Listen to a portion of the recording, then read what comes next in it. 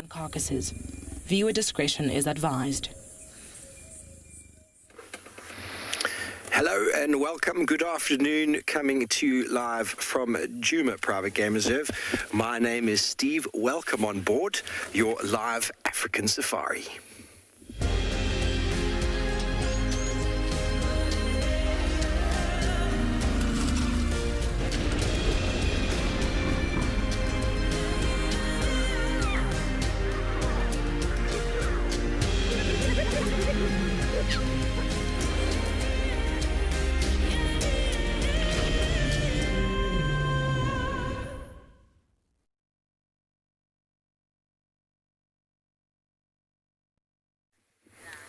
Hello everybody and good afternoon. Welcome on board once again. It is a lovely afternoon here. The rain has cleared. We've had 2 days of solid rain. It is spring in the air. The birds and the animals are very, very happy, and we are out and about and hoping to find you some of our wonderful animals who are probably quite happy that the rain has stopped. My name is Steve. Hello everybody, joined by Theo Island Style on camera, and as always, I'm very excited to have you on board our vehicle. Now, we're going to continue on. This afternoon, we're looking for some tracks, animals that have been moving in the rain, and let's see what we can find. Don't forget, we are live and interactive. We'd love to hear from you. Hashtag Wild Earth. Throw them in on the YouTube chat stream or Twitch if it's your preferred medium. And kids' questions send them to kidsquestions@wildearth.tv. It is 19 degrees Celsius. It's still a little bit overcast, but the cloud has lifted, which is very good. Spring day yesterday has arrived with the rain. We're going to be looking for some signs of spring. We were with some tracks just before of a pride of lions that was around here last night hunting and early this morning. And the tracks have gone into the north. A pride called the Talamati Pride. I've never seen them on quarantine, this open area we have here just by camp. So that would be nice to see, but they've gone back over to where they normally hang out. So after the rain, for the first few hours at least, it can be quite interesting, the tracking, because the animals are walking on the soft sand, they leave a nice imprint, but as soon as the sun comes out, it then bakes the ground, and then everywhere we look, the ground becomes very hard. It makes tracking a lot more difficult. A lot more difficult. So we're going to just be bumbling around, seeing if we can pick up on any tracks and any signs of spring.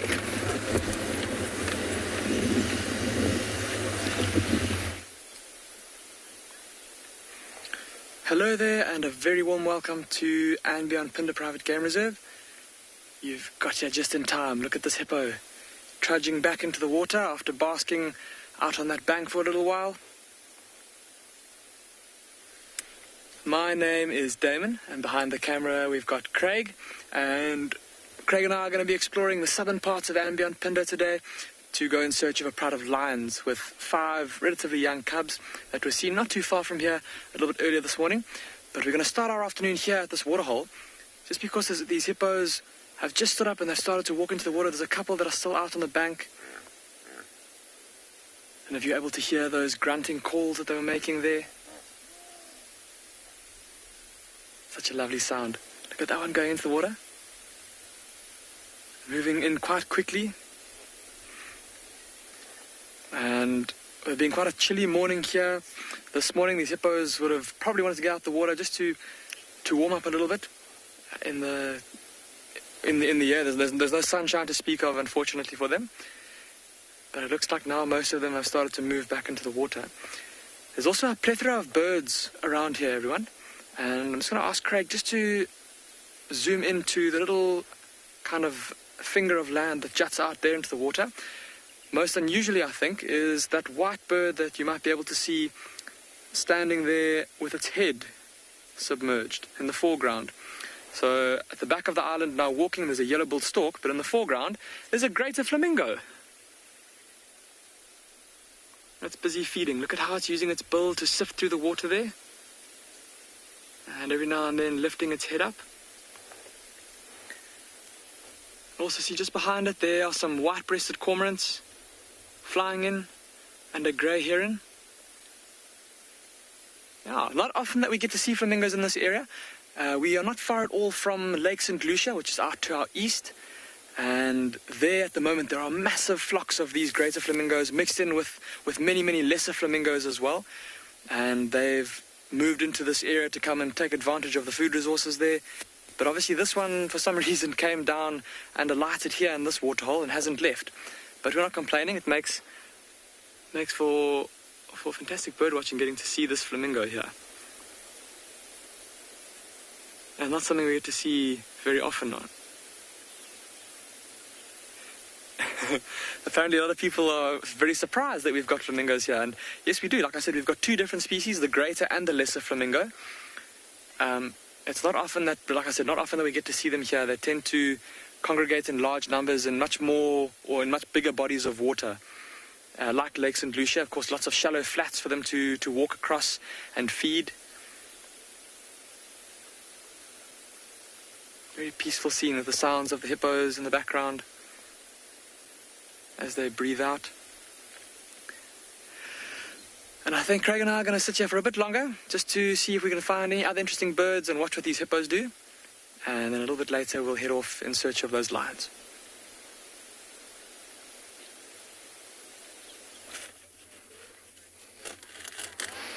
Welcome back to Juba, everybody. Flamingos. I was quite impressed. I would love to see some flamingos, but we have found steenbok.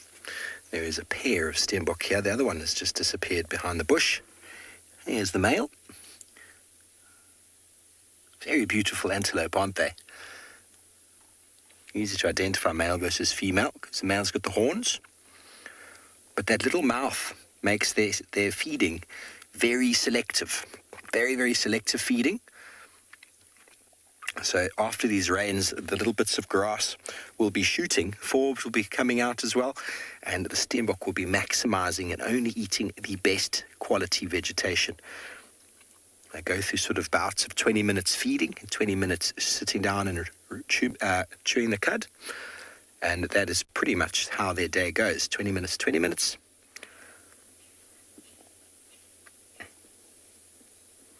So small mouth parts make for very, very selective feeding. And with a small body like the steenbok has, they can't afford to eat any bulk food. It's all going to be very high quality.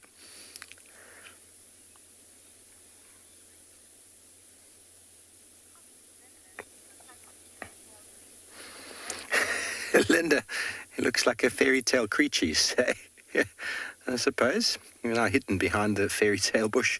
You can basically see the movement of a second one there. Okay. If they don't move, everybody, they are very camouflaged. Their strategy for evading predation is to stand very, very still. And then they can run off a short distance and then stand very still once again.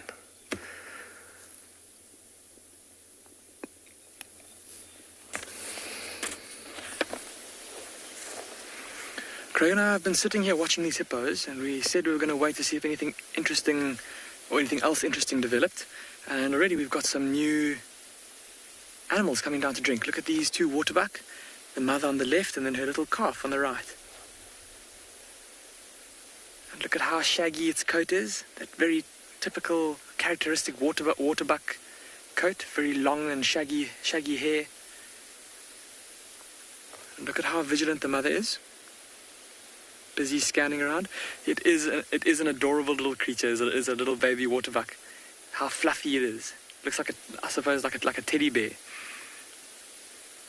And just busy scanning around, making sure that there's no potential danger here. Of course, with it being the drier times of years, big predators like lions will often lie in wait around these waterholes. And this mother waterbuck is just making sure that there's nothing potentially dangerous here for her or her youngster. And once she's sure, then I'm sure she'll make her way down to the water and they'll start to drink.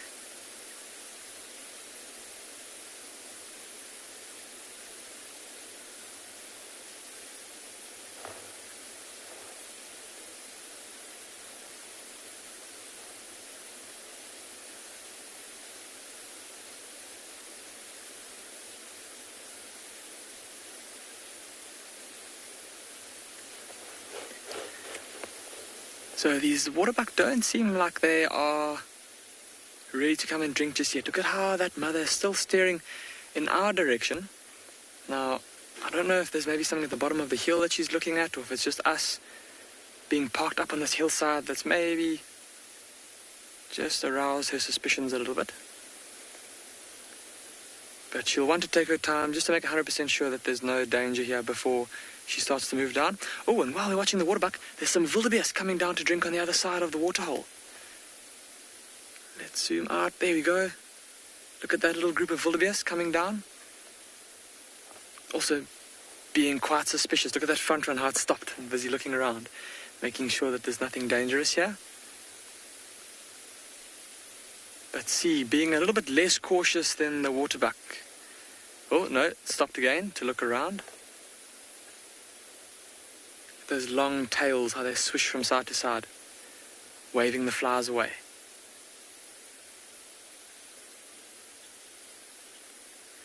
And it's almost like they're following that lead wildebeest. As long as it walks, they all follow.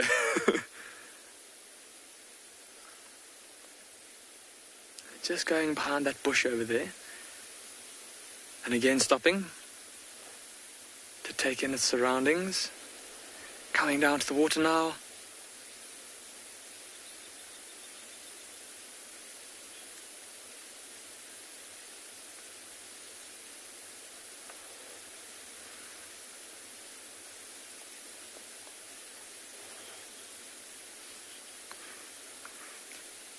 And look at how these wildebeest now have come down to the water in addition to the waterbuck, coming down to drink out of this waterhole here.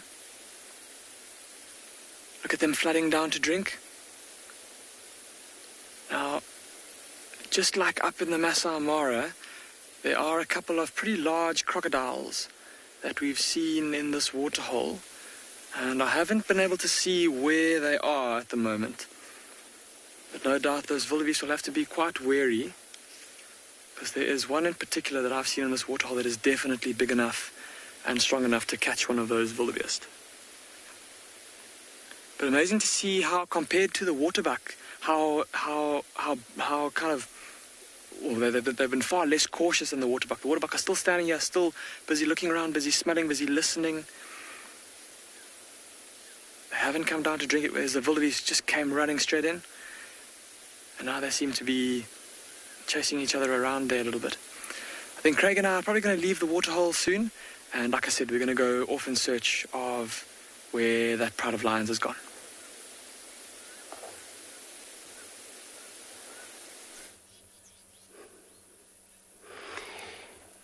Good afternoon, everyone. We're at Juba this afternoon. It's pretty cloudy still, but it's not much as windy as it was for the last couple of days. And we got some beautiful hippo just lying outside of the water. Looks like it's one of the female also. A young female standing right there. And oxpecker the bird as well. I presume the mother still lying right inside in there. Good afternoon, everyone. My name is Andrew, BK, behind the camera. So we'll be checking this hippo out, see how far they will be doing for us. This seems like they're going to be doing anything right now. So this is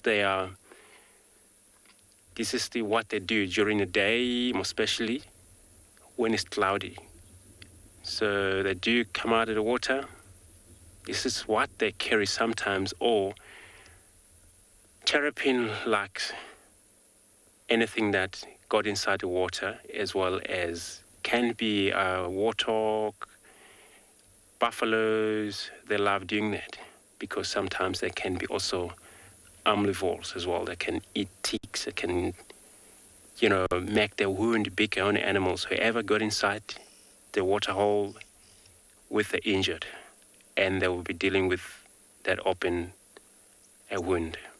Even make it bigger sometimes because they can pick on a red flesh, also search for ticks. They can groom animals around. These animals, sometimes you find them lying inside the water. They don't have any wound or anything.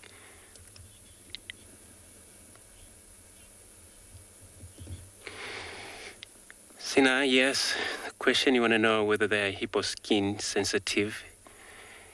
It is sensitive, very sensitive, most especially sensitive to the heat. They have a very thicker layer of a skin, but it's sensitive to the sun. It's good when a hippo, they stay in the water or outside of the water, but then not for longer. And they always be in contact with the water immediately when they need to. But of course, seeing hippo suffering from dry, it's painful, because,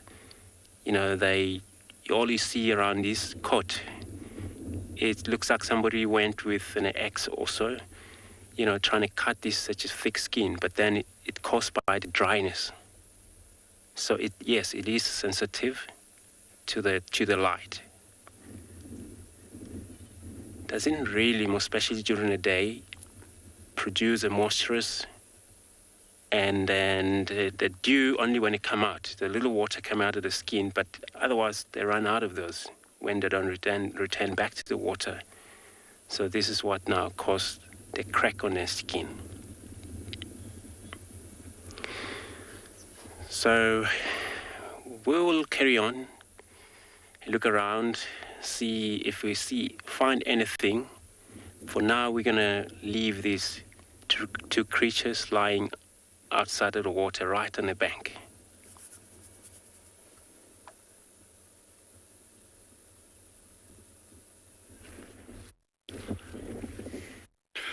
Good afternoon from a blustery yet beautiful day out here at Swallow Kalahari Reserve. It is wonderful having you with us. David on camera, and I'm Dylan. Those of you who haven't met us, we're just going to try explore this area and just see what we can find for you this afternoon. Forgive us if we are in and out of signal a little bit. This area that we're operating in now, we have always had very, very good signal here, so we've got some little issues up and down with it. David has got all the spare parts. He'll be installing those for us tomorrow, so that'll be some trips up and down a mountain for him. But be that as it may, we are here to just share this incredible environment with you all. And I would really, really like you to engage with us. Ask us the questions that you want to ask about the ecology of these areas, or specific animals or plants, whatever it is. It's just fun being out. We actually had some rain last night. Okay, let me put that in perspective. I think we had like 9 or 11 inches of rain. That's inches between the drops. It was next to nothing. But it's still the first real precipitation of the season. And in terms of the vegetation, I mean, you can see there's some greenery on the trees. But no, these clouds are magnificent, and they are moving so fast. They've been pushing in from the north. So whoever is sitting up north pushing the clouds this way, thank you very much. We need every drop of rain that we can get. But remember, it's not just about actual precipitation. A day like today, okay, maybe the wind is a little bit blustery, but a day like today, even if you get a bit of solid cloud cover, it still reduces the evapotranspiration on the vegetation that is actually still green in that. So it actually can conserve moisture, even though you're not getting rain filtering into the ground. So an overcast day like today is actually incredibly valuable, and it's very, very important for the vegetation out here. So anyway, we're going to carry on ambling down. We're going to go past a little pan, and maybe we'll be lucky and find something down that way.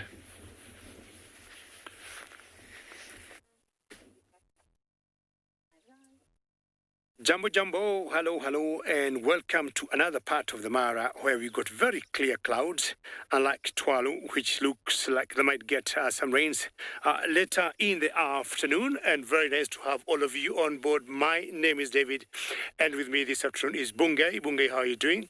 And we got a lot for you. Now, where I am, I just stopped here because when I look, stuff I'm seeing is just wonderful. It looks like a painting to me. And I want to ask you a question, whether you'll agree with me or not, because I have all this world for you.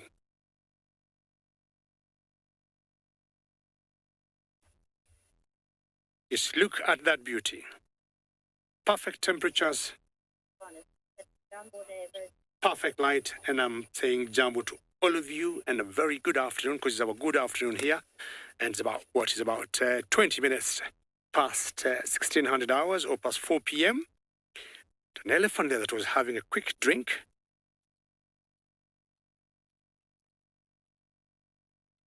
Then it stopped. It stopped. Now here I got buffaloes, I got elephants, I got trees, the banana trees, I got birds on top of the trees, and not sure whether Christmas is already here, and these egrets are trying to beautify that tree, and those are what we call the cattle egrets. They could be having a rest, but basically they are here because of the buffaloes. The buffaloes are having a rest, are not moving, and that also applies to these egrets. Once the buffaloes stop ruminating, stand up, start feeding, start moving through the grass, the egrets will follow suit and will come down and start catching, all the insect they get. See how close they stay? See how they chew the cud. Now, ladies and gentlemen, remember, we are coming to you live from the Masai Mara.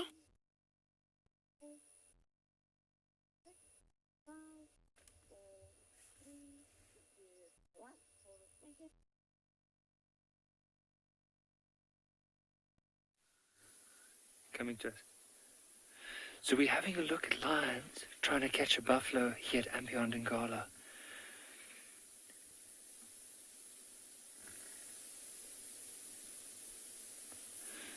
So you'll notice what the lions are doing is they're trying to jump on the buffalo's back, but of course with the buffalo positioning its horns towards the lions, it makes it difficult for the lions to take down the buffalo. They're trying to take it down from the back. But let's just spend some time and listen.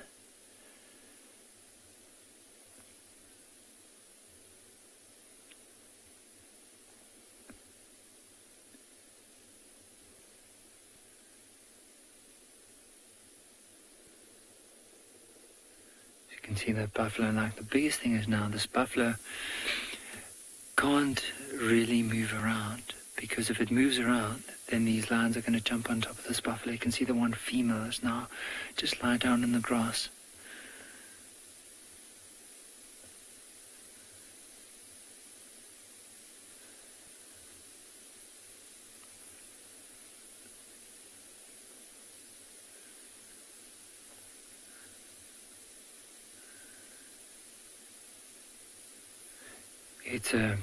It's an amazing sighting. So as we basically early on we were tracking these lions, and the buffalo started moving across over this dry riverbed. But look, as that buffalo is turning, that lioness is slowly always making her way closer and closer. So what she's trying to do is move him away so that that male can jump on that buffalo's back. But this is incredible to watch.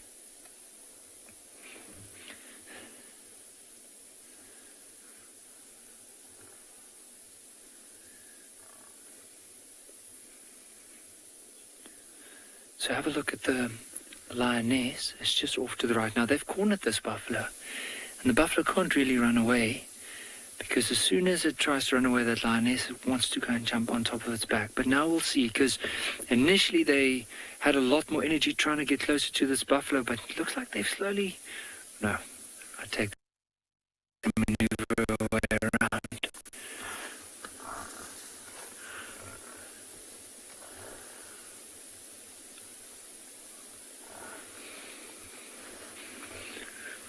Looks like this buffalo is going to chase these lions, but every time the buffalo turns around, the lioness makes her way closer.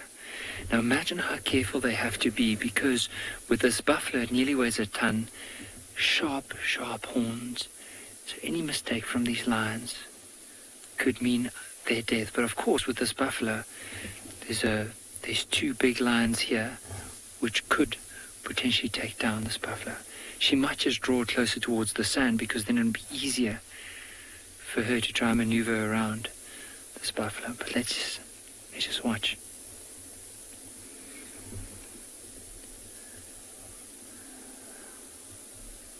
I agree with all our viewers. This is absolutely incredible to watch. Look at her. See how she's crouching down, resting him now. The male is maneuvering around at the moment. Look at her. All she's waiting for is a gap because she knows she needs to move in from the back.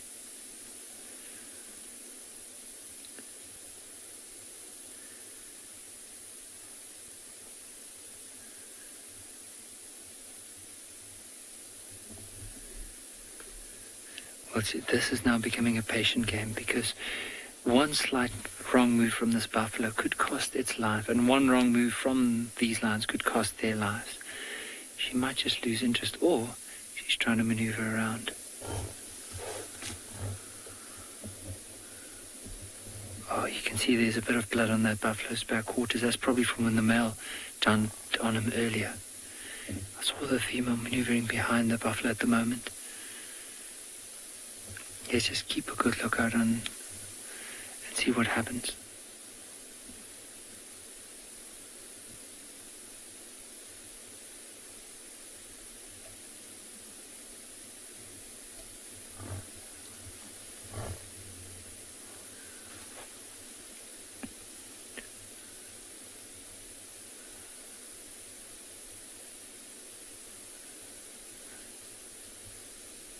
See, the male's also trying to move around.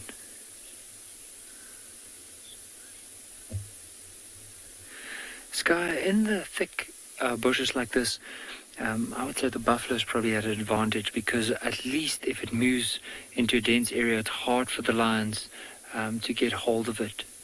You can see now the buffalo's just using a bit of cover. Looks like they've lost some interest. The female's now moving, and both the female and the male are now moving. Wonder if the female's not in estrus, and that's probably why the male has lost interest and he's now rather following the female.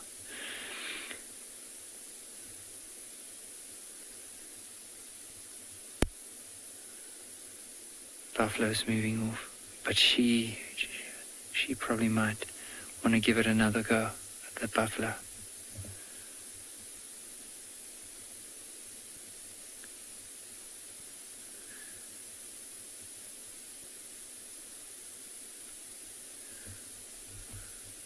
Buffalo might have just ran off now.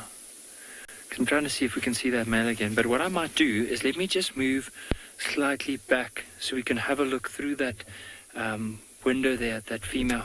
So let me move back. Just bear with us if it is a bit shaky. Oh, the buffalo is at the top there, moving. Hold on. I'm going to stop like this so you can just see on the top of this ridge. You might notice the lioness just staring. I don't know where the male is, if he decided to pursue that buffalo.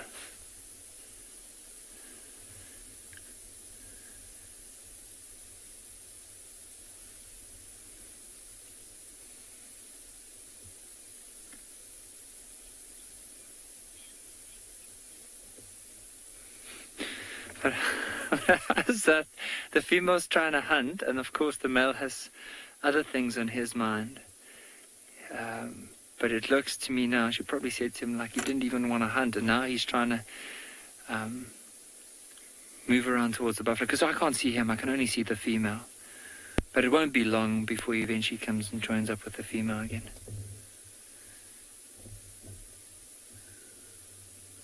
There he is. And I thought he might have even chased the buffalo. And doesn't look like it. She's just gone and lied down in the tall grass.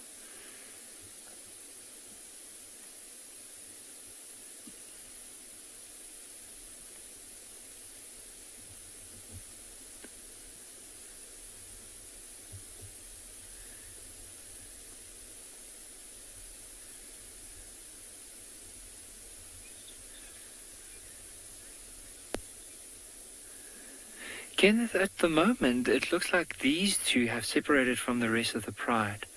So these lions are part of the Birmingham pride, but it doesn't look like there's any of the others. It's only the tracks of these two, so it might be that this male and female are mating at the moment, and that's why they've separated from the pride. are both gone and just lie down in the tall grass. What we can potentially do is try and see if we can get a different angle to view them from. But unless they stand up, it's going to be really hard to see them in the tall grass. But how incredible is that? Just to be able to see that whole interaction and see how they jump on top of the buffalo's back, and eventually how that buffalo maneuvered its way around until it felt safe enough to move away. But I haven't even introduced myself, so I'm Nikki here at Beyond Ngala. I'm going to be a ranger for this afternoon, and with me on the camera is Gert. And from here on, we're going to try and see if we can get another glimpse of these lions. Oh, the female's gotten up now, and she's on her way down towards the river again.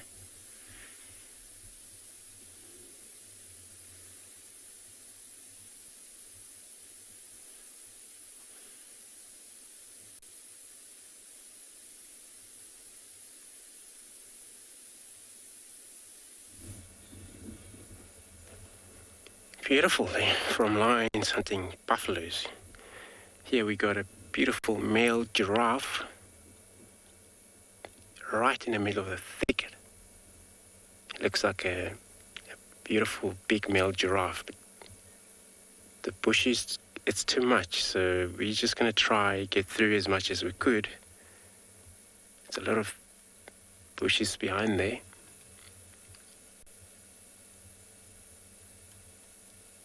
So male giraffe that tend to move around on their own can be sometimes joined by a lot of different young males. It's not a problem. They're not really strictly territorial. And then they only work with the dominant males, who's stronger, who's dominant, to able to always approach the female if it's the chance female around. The dominant male, he's a chance to do that. They do fight for a dominant for sure. When you see them do that, they just look like they're playing, but of course it causes serious hurts on their neck. So bees are feeding in its dry leaves, of course. We're going to leave them be.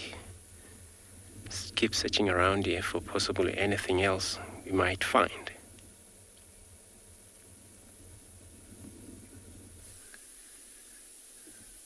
How incredible is it? These lions decided to come and lie down here in the river. Look at the smell.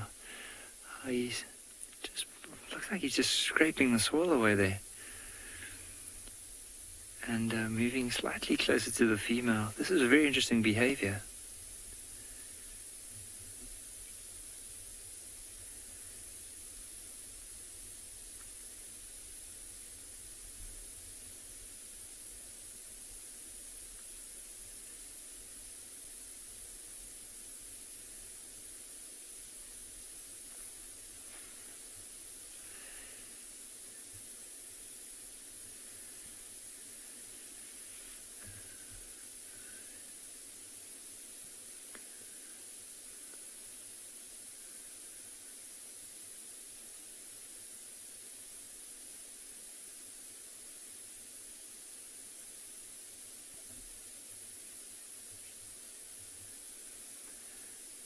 Just notice the difference in color between these two. You'll see the male is a lot darker and a bit more gray in comparison to the female lying down at the back. A lot more white and more brown. Now, as we mentioned earlier, I think this male definitely has something else on his brain rather than taking down a buffalo. So it is a good chance that these two are mating, because did you see when they were moving down how closely he stayed to this female? And it does look like it's one of those Ross males, but the one with the darker colored mane. And I wonder if the lighter colored one, if he's with the rest of the pride at the moment.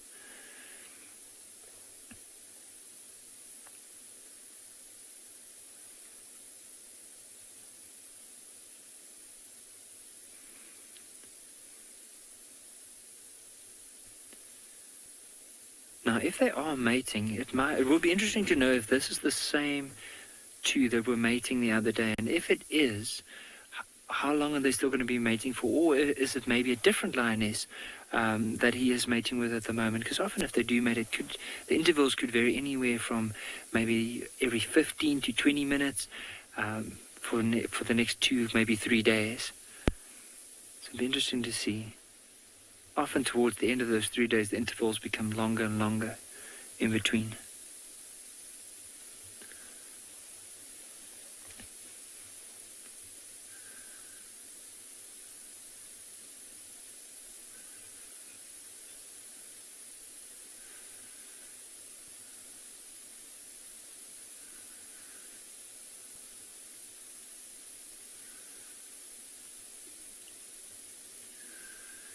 Just looking at the tail of this male, have you noticed that, especially the tassel at the end, that it is a lot smaller in comparison to the female lying down in the back? Now, the male is a lot bigger. He weighs at least 40 kilograms and more, or probably a bit more than that female. So that female probably be around 150, maybe 140 kilograms, and this male probably around 200, if not more. And just look at this, the difference in the tails. And it's only once you get towards the head, the neck, and the shoulders where you can really see the big difference between the two.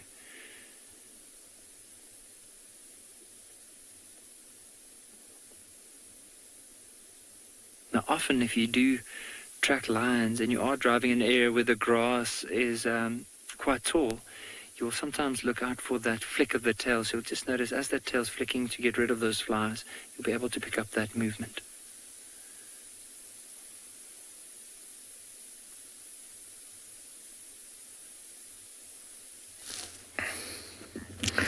Thanks, Nikki. How exciting. From your felines to a female kudu who, like us, is also looking for signs of spring.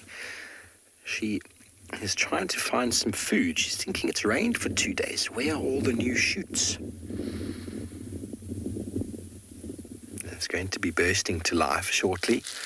Seeds that are in the soil are going to be germinating. Flowers budding, leaves pushing forth from the grasses that have been dormant, as well as the trees. And that's what the kudu is thoroughly looking forward to. But for those of you who have been watching the show for some time will remember this time last year how poor condition the kudu were. We had very, very poor rain last year. There was almost no water. There was no leaves on the trees as early as June already. Whereas this time of year, already in September, we had leaves all the way through, watering holes still bursting with life. And the kudu looking a very, very good condition. Last year they were very skinny, very scrawny. A lot of them had mange. But this lady here is looking in fine, fine condition. They have overcome the dry season. And now life is returning to the savannas.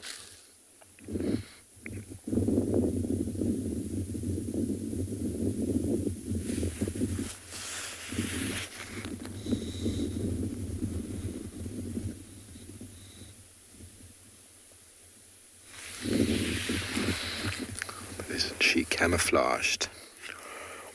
When you see her like that, you wouldn't know she was there if she wasn't moving. We spotted her because she was in the open initially. Perfect habitat, perfect form of energy saving camouflage.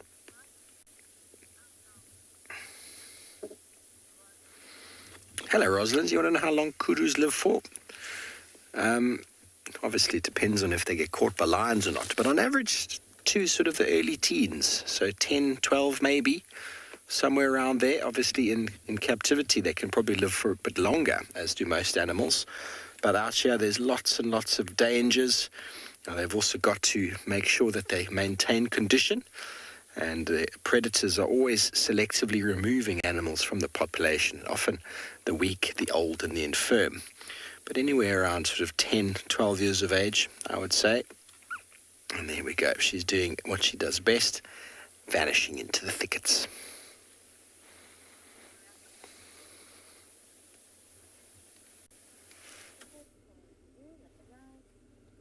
Well, apparently in the Masai Mara, we do not have kudus. And I do not know how the ecosystem would be if we have the kudus here. Sorry, there was just another vehicle was passing there, or rather a tractor that they fixed the roads. So the ecosystem could be different because kudus are mainly browsers. Now, we got nothing comparing to kudu in terms of size because we got the Thompson Gazelles, which normally prefer the very short grass, being more of grazers, and we all know kudus are browsers. But we got three different species of antelopes here. We have the Thompson Gazelles that we just saw. In the middle there, we've got a little bigger one. That's an Impala. We all know it's an Impala. And of course, a male with the horns, and two of them. Let's see how close they're eating together. But Impalas are mixed feeders. They'll be eating grass like this. And once in a while, you'll also see them eating some vegetation.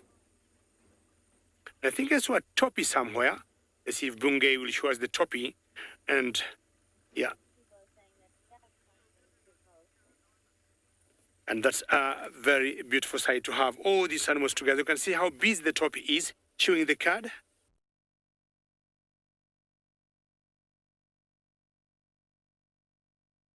Just like the buffaloes we saw earlier. In general, the Thompson Gazelles will prefer very short grass where they can see themselves because they're not very tall animals. And this once in a while translates to very good countryside for cheetahs.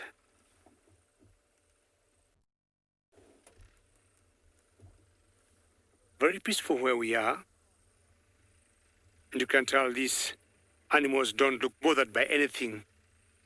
Just feeding and feeding.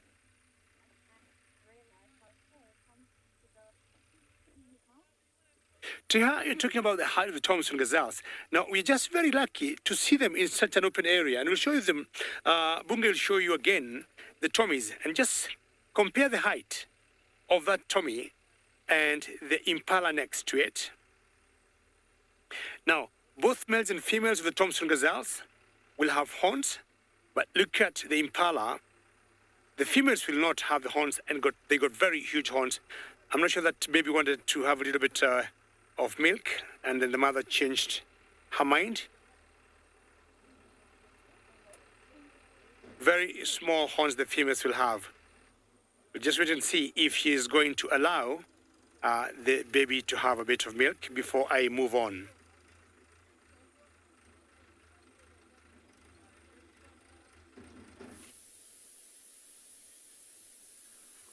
So the male just moved in behind the female. And we thought maybe he'll go and try and mate with her, but I can see she's showed them quite a bit of teeth. And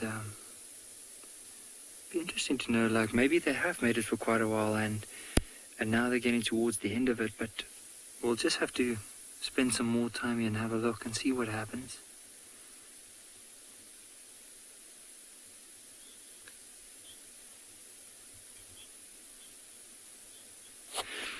Nisa, it could be all year round. It's whenever a female, especially like if one had cubs and they like after having cubs up to 2.5 years after that, they'll be ready to mate again. So they'll go into estrus, and then of course, whenever she's ready to go, then the males will join up. But it could be any time of the year. There's no specific time that they do or that they would mate.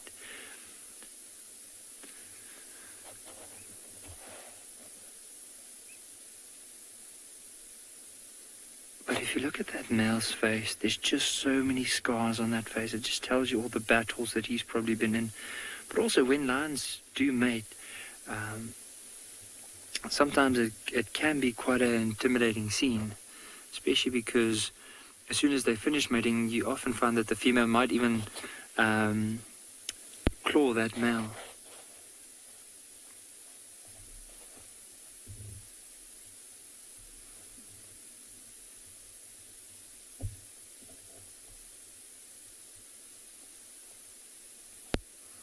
But it is a beautiful scene. I mean, we're sitting in the dry riverbed here. It's overcast weather. Normally on warm days you'll find that lions would move into quite dense areas to lie down in the shade. But for us to have them in the open like this is really special.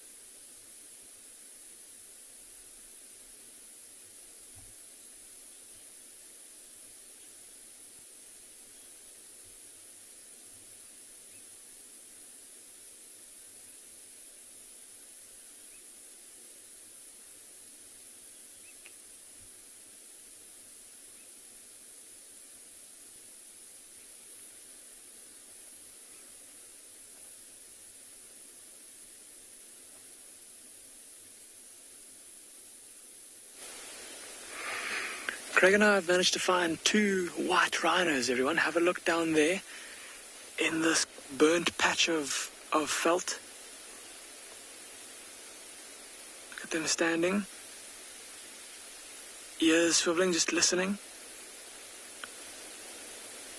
And have a close look at that one that's closest, or the one that's closest to us. Everybody, look at its belly. Can you all see there's like a little dark smudge there on its tummy, where it's no doubt been lying on a patch of burnt grass, and it's taken on the charcoal color onto its body. And often after these fires have been through, the animals lie down or roll around in the ash, or in the little burnt patches, and they take on either a whitish color from the ash or a dark color from the burnt grass.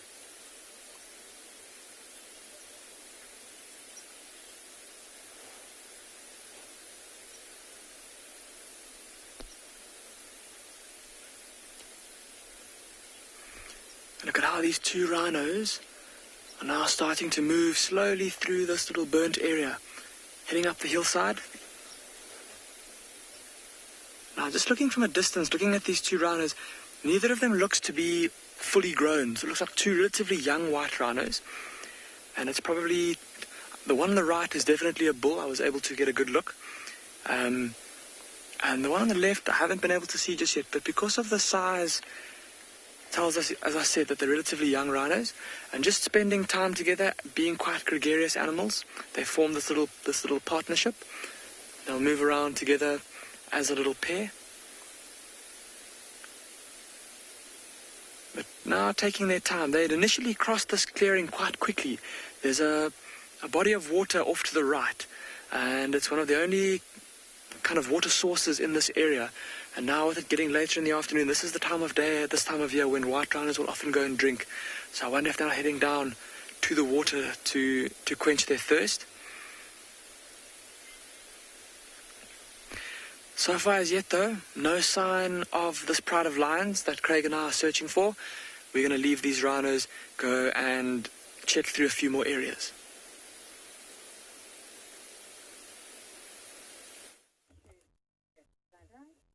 It's quite precious also to see a rhino, but maybe lions much later on could be better. Now, I'm looking at some mongoose here, and these are the striped or the banded mongoose. And definitely feeding, digging something there with the sharp claws. They do remind me of the meerkats that you'd see in Tualu and the Kalahari. Related, more or less, subfamily of the mongoose, and I'm not sure there's a drongos there, and I don't know what the drongos could be doing. And I expected the drongos to alarm call, but I don't think they would alarm call for the mongoose. Everybody loves mongoose. I am, also in love with them, because more often than not, when you see them, the moment you stop the vehicle, they take off. Now, one commonality of those mongoose and the meerkats is how they behave in terms of breeding or reproduction or feeding. They are always very fast, quick, eat very quickly, move, stop, look around, go down very quickly. They have that one commonality with the meerkats. And when they stand up, if you look at them from a very long distance, you'll always confuse them for the meerkats, which apparently we do not have here in the Masai Mara. So any tubers they would get, roots from the grass, insects they could catch for themselves. Very social mongoose, always going in big groups. But this was a group of about 10, 15 when I got here. I'm not sure what those drongos are after there. They keep flying over there. Maybe they know they're disturbing some insect, those mongoose, and they're catching them. All right, bon appetit. Mongoose, see what exactly how they're doing? I would guess that's what they're doing. Well, see you later, mongoose.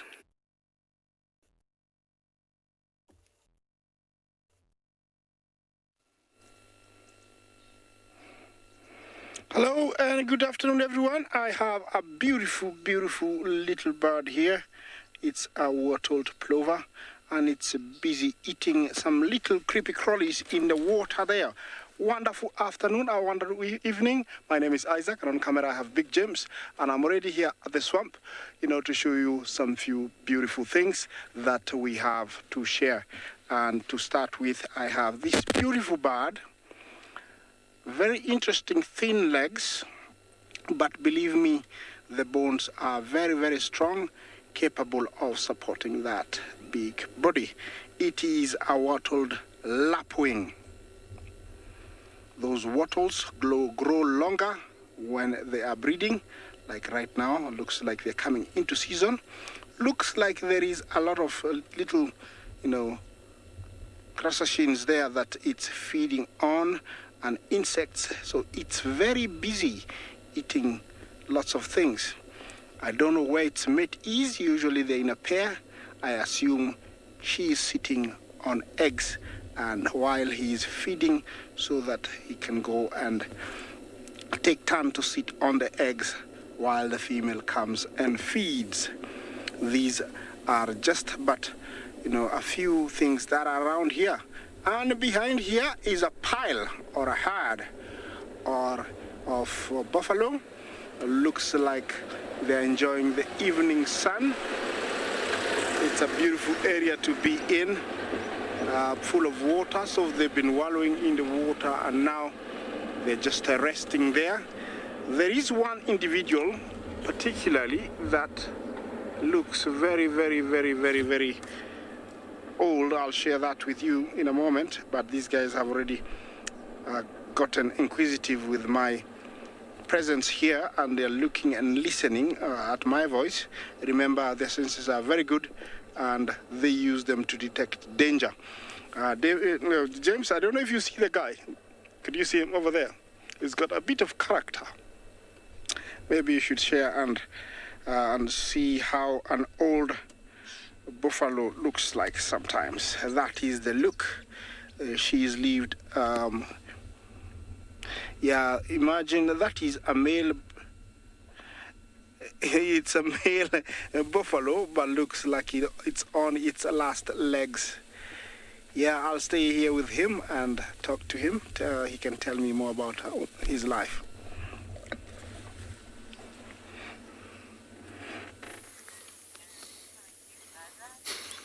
A shame. The most miserable buffalo in the whole wide world. We've come back to Juba, everybody, in South Africa, where we've got a female elephant and her calf. And elephants they don't really need to wait for the spring, because she's just destroying a plant to get at the roots. Makes it a bit easier after the rain. The youngsters are right there learning how to do it. Makes it much easier after the rain because the ground is a bit softer. You'll find lots of digging this time. This time of year they dig a lot anyway. But she's trying to use her foot to break the root. And her baby is there watching. See now, trying to do the same with his leg. And how does that work, Mum?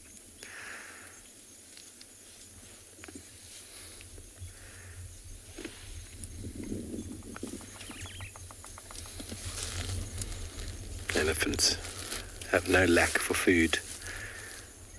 The dry season sees enormous amounts of disturbance. Everybody says they love elephants. I love them as well. Very relaxed female. There's some more elephants a little bit further away, but we haven't. They're just on the other side there. So we just got these two. There we go. Managed to get some of the root. You can see the root is out the ground now. Now needs to break it. They often use their tusk to snap it. There we go. Very nice bit of leverage. If you've ever dug a plant out the garden, it's amazing when you use a pitchfork or something how a little bit of leverage can make life a whole lot easier. See how useful the tusks are.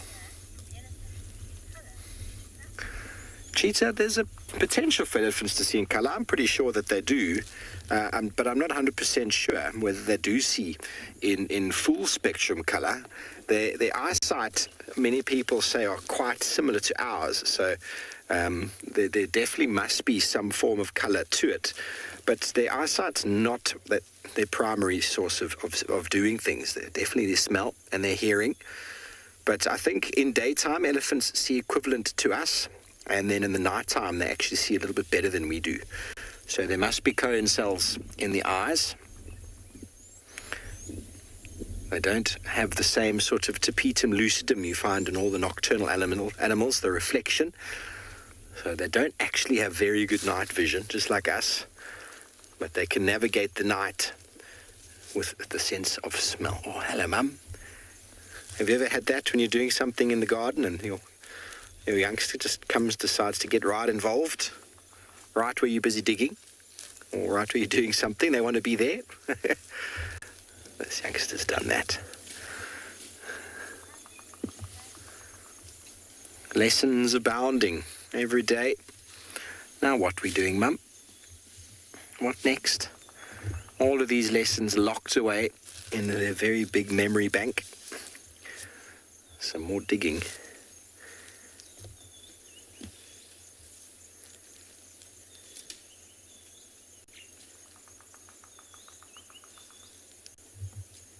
They can smell what they're looking for under the ground.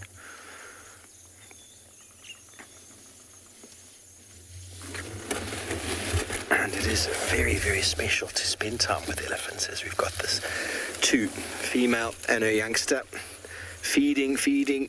We're going to be carrying on with the afternoon, so please do feel free to carry on with us on YouTube following on. It has been wonderful having you all with us this afternoon.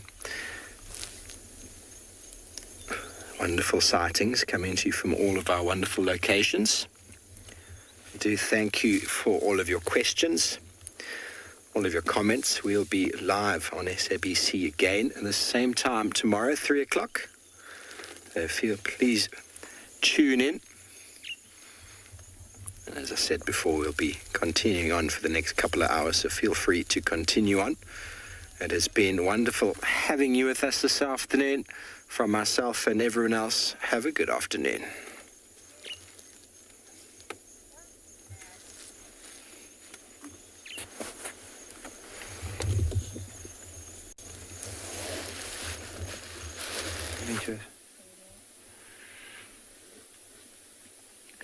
So have a look at these two lions moved out of the river and eventually decided to come and lie down near this one game trail. Now, what's interesting though, is that earlier on they were actually moving from this area into the riverbed, did that little loop, and now they're moving slowly back. Now, I'm thinking eventually they'll probably join up with the pride. Now, from some of the reports that I heard is that the pride has moved off the reserve, but I'm not too sure how far they are, but some of the rangers estimate as far as possibly 20 kilometers away from where these ones are. But you never know, during the evening, maybe even early on this morning, if they started making their way back here to eventually join up.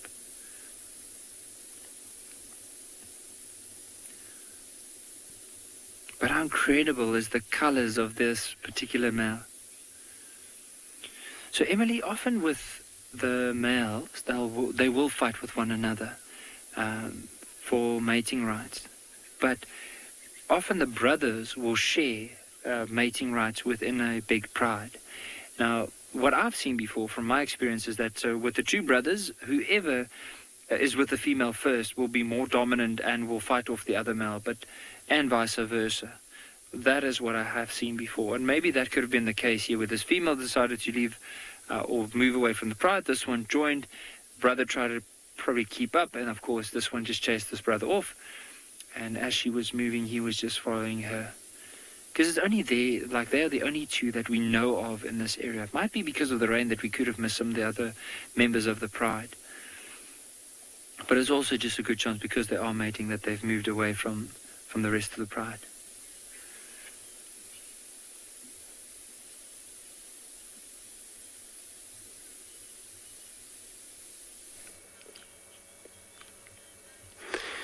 Good afternoon, everyone. Beautiful day at Juba.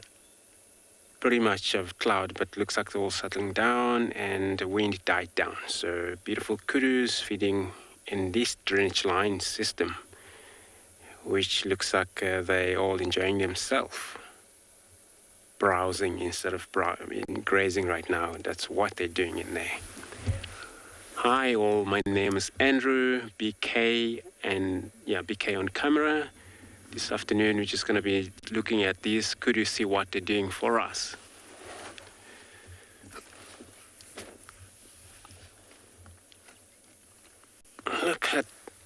Looks like they're all enjoying themselves, the kudu. And then looks like all different age in there.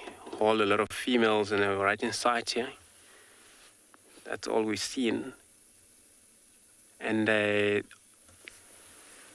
these two can still see how a lot of time they're the animals that are always slightly fluffy, you know, beautiful big ears as well. So they're very good hearing.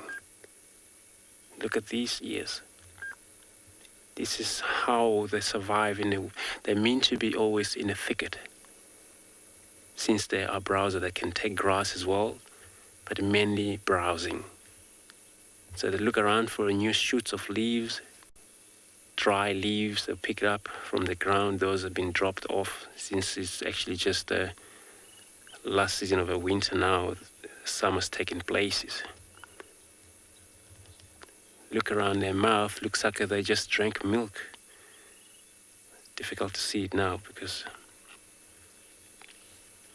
indeed they're beautiful, and that's why oxpecker is also following them, since they're benefiting parasite out of this animal. Look at this red-billed oxpecker. That's what they do there. It's a clever bird. Usually doing that also, those are about to nest. They all remove some of the little of the fur on the animals as a nest material. So it works both sides. But helping the animal, cleaning their ticks, and also if there's anything approach, bird sees it and they'll fly off immediately, but give calls for that animal to know, oh, we're getting attacked. So it's work both ways.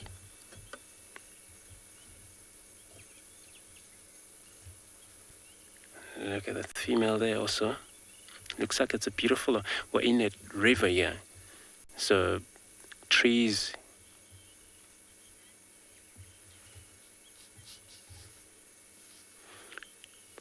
Shelley, thanks for that questions. You want to know what the animals are most hunted by the predators. So, talking about the medium size, I will refer much Impalas in that group, since Impala, we'll even call them McDonald of the bush, just because of a medium size for most predators, as well as python and all of those small cats as well. But, you know, kudu, they're also in the same position of getting hunted by lions, leopard as well. So, and yeah, but, you know, Impala, they're pretty much a medium size. So it fits on all different carnivorous species on those antelopes. Look at that female there. She won't come out of that yet, just because when I look around her, it looks like around her, it's a lot of new shoots, leaves that's just coming on. Not from this few rain that we have. I think it's been slightly green like that in this ravine here for the last couple of days. But the rain will make it even more beautiful for such a antelope like this. So it's cool in the river. So they're all just going to be wandering around here for browsing and take care of themselves for safety. We're going to leave them, move on, search for more animals.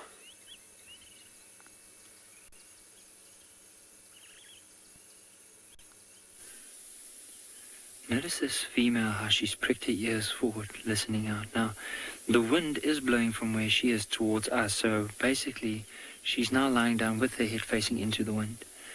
And it might be because this is a game trail, a well-used game trail, you'll notice the elephant dung just in front of the male lion, and you also notice quite a few tracks on that trail. Now, like a game trail or trail like that, oh, she's just gotten up. Might be that she eventually goes down that trail. But let's just see what happens here. It might be also, remember we said they are mating at the moment, that she could just move a little bit forward and then she go and lie down.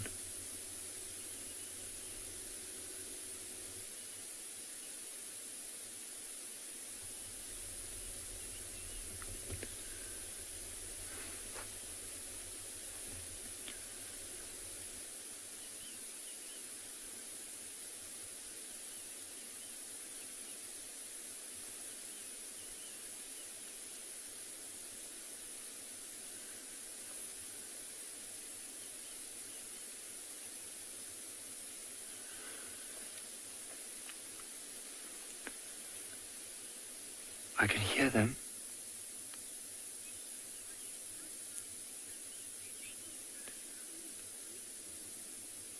I can just hear those lions mating at the moment.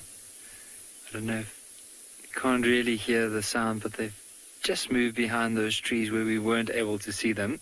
and we were waiting here the whole afternoon, but they can move quite far from, just with that very interesting question about how far they can move away from their pride. So, I mean, these ones have moved quite a bit, but it depends on the area, and depends on the lions that are in that area, as well as just the overall space. Now, these lions have moved pretty close to 20 kilometers away from where the rest of the pride, and eventually from there on they could join up. However, if they had to leave the pride and join another pride, so let's say there was a female that was kicked out, she could travel quite far, over 100 kilometers if she then joins up with another pride, could even be more. But for now, we're going to try and see if we can get another glimpse of these lions.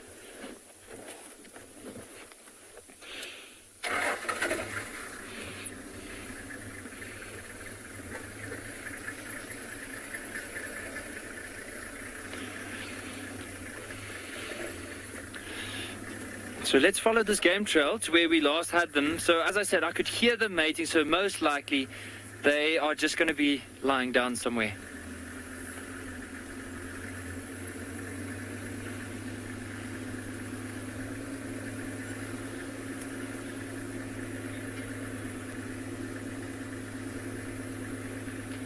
Yogesh, I'm not too sure. I'm from experience, or I don't even know if it will be experience, but I would probably reckon that every single individual will have a different scent towards, if you had to compare them against other male lions. So there they are. So you can see the females lying down, the males moved off to the back. But definitely it has to be, because I know one of the ways that lions can identify one another from other members of a pride is through scent. So I would say yes.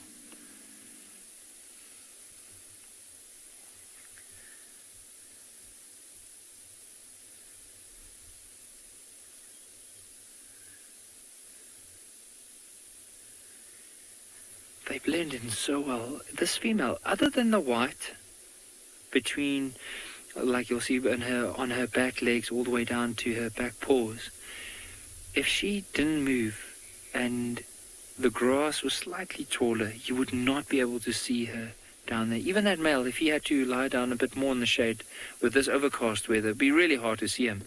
Because his mane, that patch of blonde color, bit of black, bit of brown around the legs, that white, really blends in so well. Just look at that.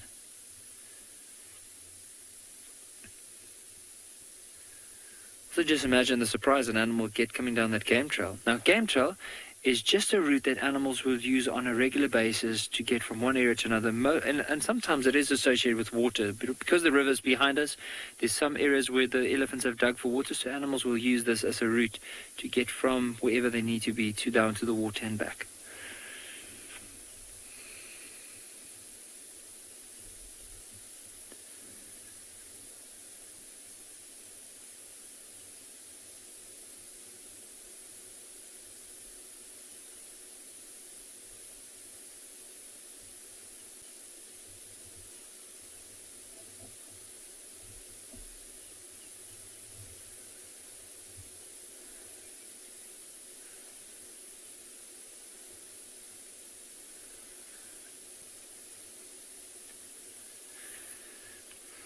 And this is what's going to probably be here. They'll be around here for the next little while. And maybe there'll be these intervals every 20 minutes, 25 minutes, where they'll mate and eventually go and lie down again. Because you can see they're in no rush to head anywhere soon.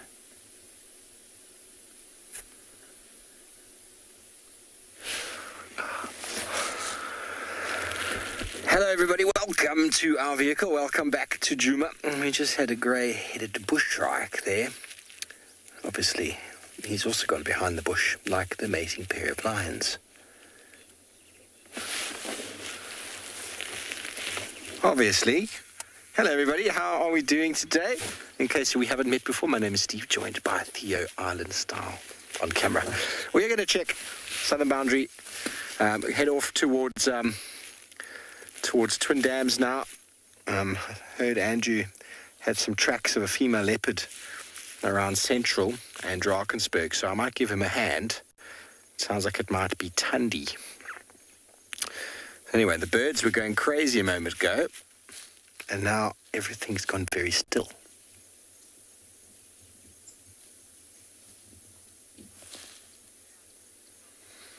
Okay, well, we're just going to spend a moment here, try to figure out what made the birds go so quiet.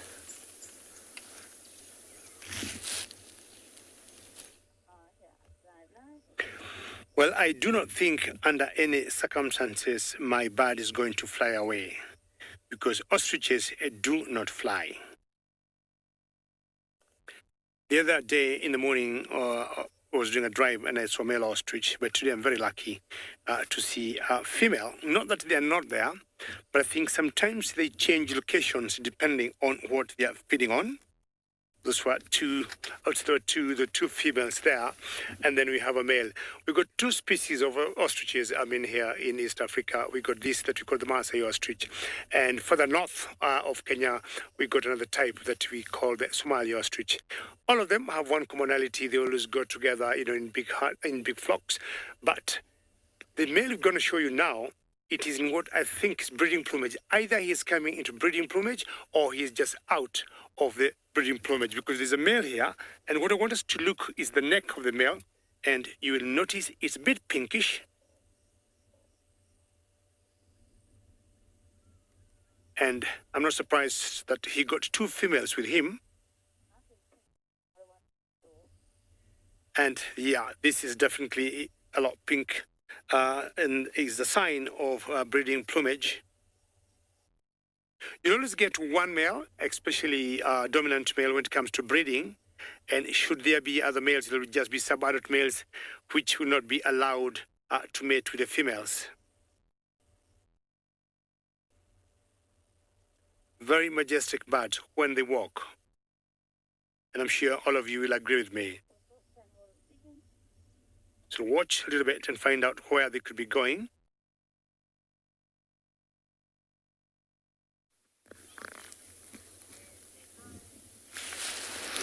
Welcome back. We've caught up with our grey-headed bush shrike. also known as the spookvoël, or the ghost bird, because of its very ominous call that it does. They're quite predatory. Very powerful beak. And he's playing very nicely with us, this fellow. They don't normally sit around like that.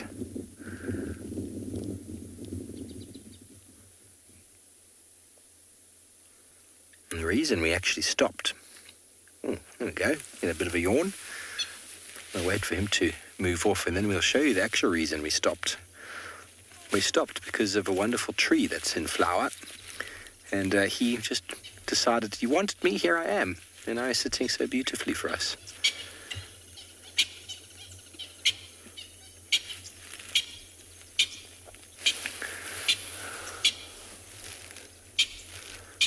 Franklin is not happy. Goes the bushrack. Now, there is the weeping boerbean at the back. It's in full flower at the moment. And always a wonderful tree to spend time with in flower because it attracts an enormous amount of insects. And with it, an enormous amount of birds. There's actually a scarlet-chested sunbird in there, which I'm going to try get Theo to find. Sort of off at the off on the right there. He's flittering around. You'll see him in a second. Yeah, in this general area here. You'll see him flittering around. Here we go. Well done. Scarlet-chested sunbird. I haven't seen... Or is it? I thought it was. Let's have a look. It might actually be an amethyst. Oh. I just got a flash of red in my binoculars. But to be honest, I didn't get a proper look.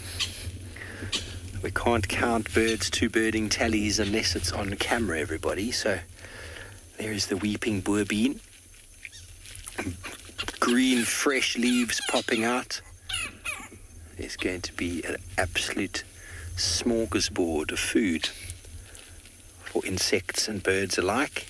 There we go. There's the scarlet-chested. Ah, what a wonderful bird. How beautiful is that? I'm very happy that the nectar plants are back. And there's doing his job of pollination, drinking the nectar, getting pollen on its beak and transferring it from flower to flower.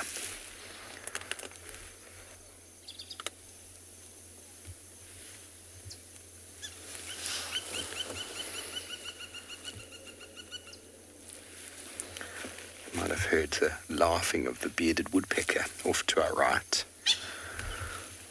We're going to stay here with our wonderful tree in blossom and see what other birds we can find.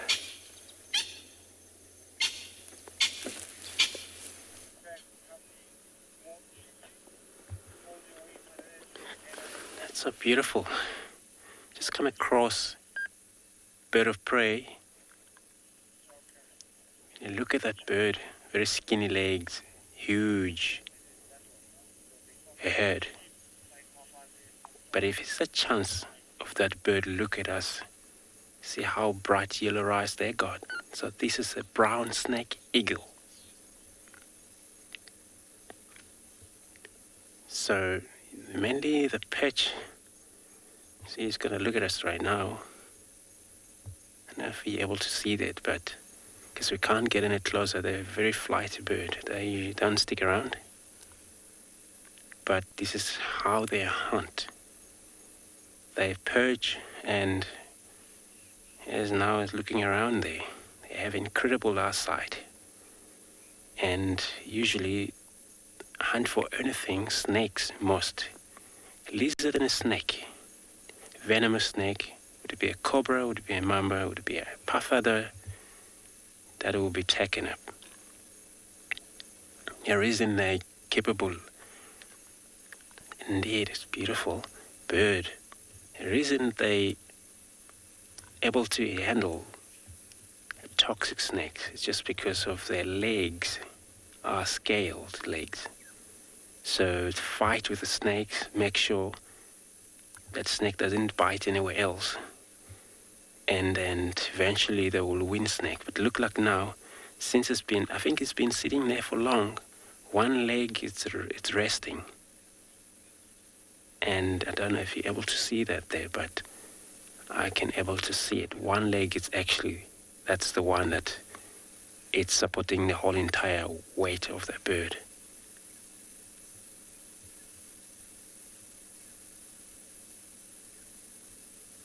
Looking around like this, this is how they do.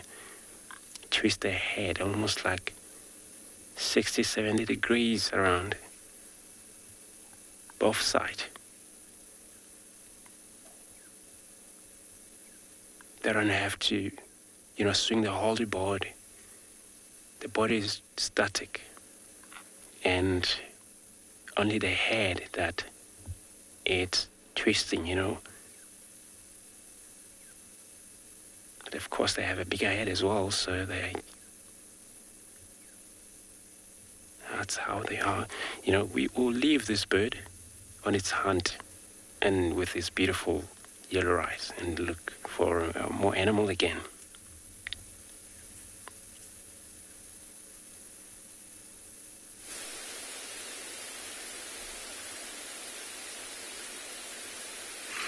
From a beautiful snake eagle to a very sleepy but very attractive young male lion.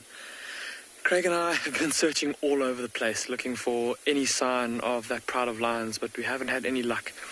Luckily, one of the game drives leaving Mountain Lodge found this young male lion on their way out from game drive. We're literally within a couple 100 meters of the lodge, and he's lying out here in this open clearing,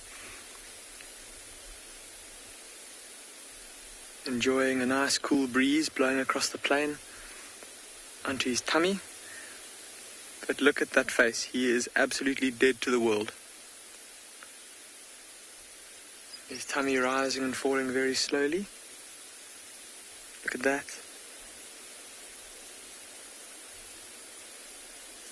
That is a very, very relaxed looking young lion, which is quite strange, going off of the fact that he appears to be very much alone. And he's still, as I said, a young male lion, a sub-adult lion, about at the age where he's going to start, or where the dominant male lions of this part of the reserve that are dominant over the pride that he comes from are going to start pushing him out. And so it may be that it's already happened. We haven't seen it happen, but maybe it has happened already, and that's why he's out here by himself. And just imagine for this young lion, suddenly now all on his own. Unfortunately, he doesn't have a brother or a cousin with which to form a coalition. So he's going to be on his own for the next little while. And it's going to be very tough for him to make it, seeing as he is by himself. And his father and uncle are still very much in their prime and dominant in this area. Pentacle, you're saying that you almost want to go up and snuggle with him. He does look quite inviting, I suppose. Hey, have a look at that neck of his. There's just the start of that mane that's starting to grow on his chest and on his throat there. And there's that fluff around his ear that looks so soft. It looks even more inviting, I suppose, Pentacle, when it blows in the wind like it's doing now. Craig and I are going to sit here for just a little bit longer just to see what he gets up to. He was walking around a little bit earlier, and there have been some warthogs in the area. And just imagine if one of them comes a little bit closer to him.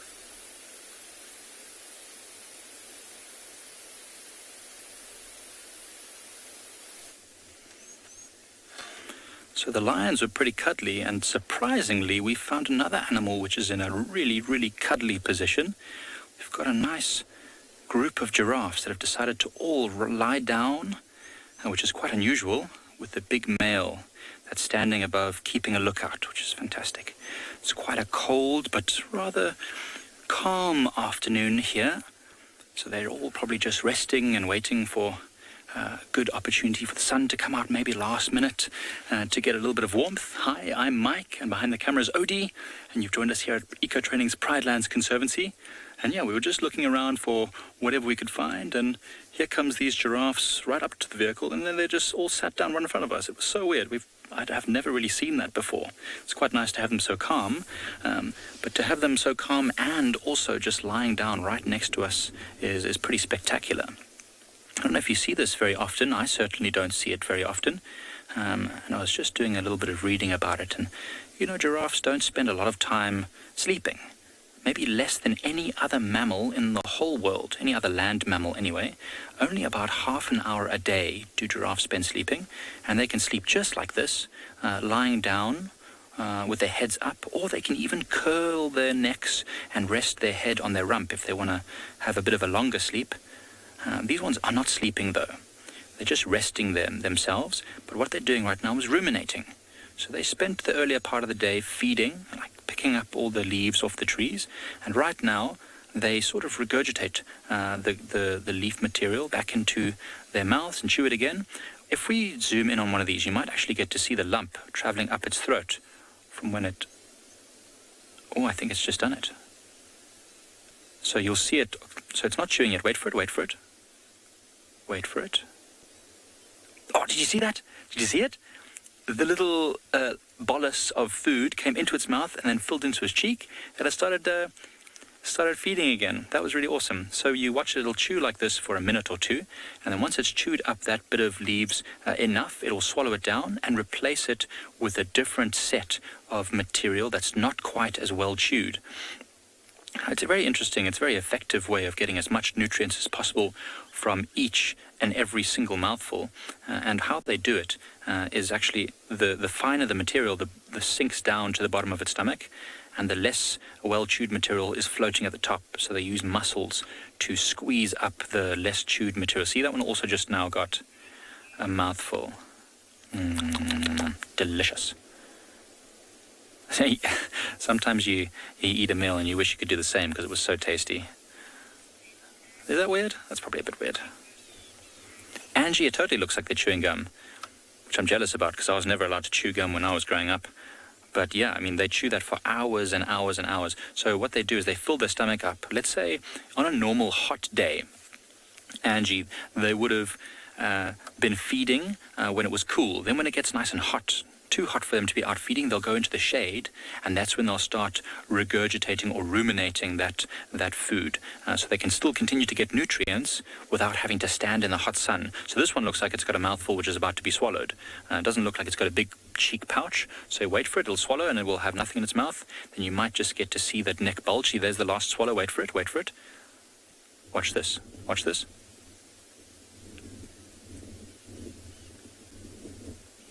Just getting comfortable. Maybe a bit of a scratch first before I finish the rest of my food. Amazing how flexible their necks can be. Look at that. It's literally scratching underneath its own leg. Wait for it, wait for it. Oh, it's got something.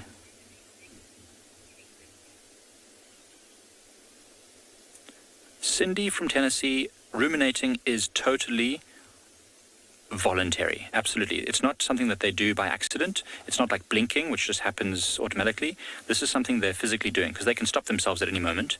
Like now, this one is not ruminating. It's just stopped completely. It's waiting. And then when it feels like it, it will squeeze a muscle contraction and that bolus will go back into its mouth. So it's totally voluntary. It's probably a bit like blinking. You know, we can either blink if we want to or it happens automatically. I'm not 100% sure, but I'm pretty sure they're controlling it completely. See, this giraffe is even pointing its ear towards us and listening. Incredible sense of hearing and eyesight and sense of smell. Very, very alert animals. And you see that eye, even though the head is facing completely away from us, you can see the eye there can still look at us.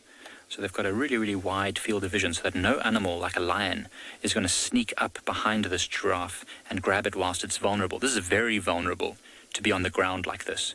Because, of course, if a lion did grab it by the neck, it would be very difficult for this giraffe to escape.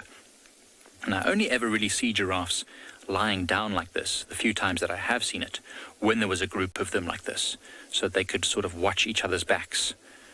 I've never seen a giraffe on its own in the middle of nowhere, lying down like this. That's so nice. And these are all females, I think, the smaller ones. That large, very tall giraffe is a male. You can see how thick and strong his ossicones are. You see that, how thick and strong they are, and they've got no fur on the top there. It's a beautiful silhouette. And they've got beautiful eyelashes as well. Males and females both.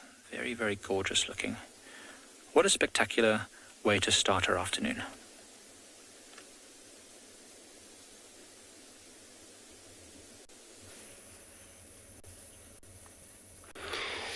Welcome back. It's very interesting giraffe.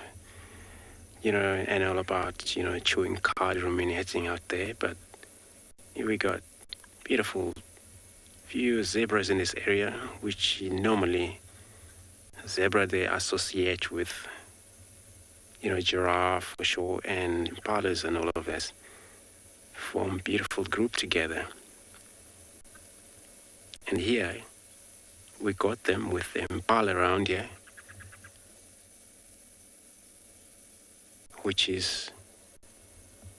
this is how they do. Follow one another.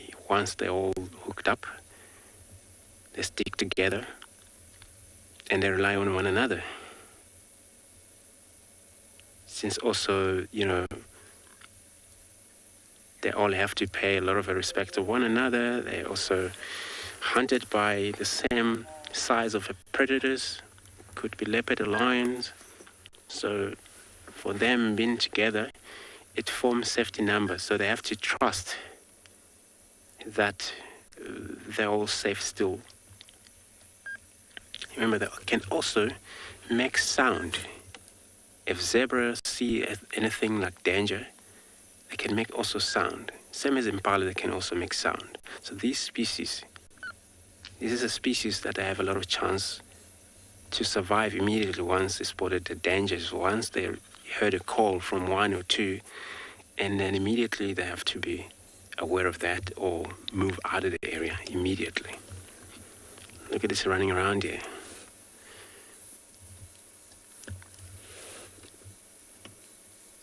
You see running around animals, most especially, it's really awesome. Look at this now. Joined impala. Stop running. Running around the animal, you see horses will be doing the same, anything like baby impala will be doing the same. Cows will do the same as well when they feel excited. Animals do feel excited sometimes, especially when they've been so cold for such a long time. For them to warm up, they need to do that.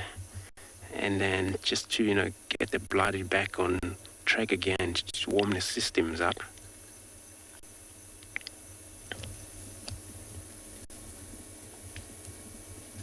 Look at that.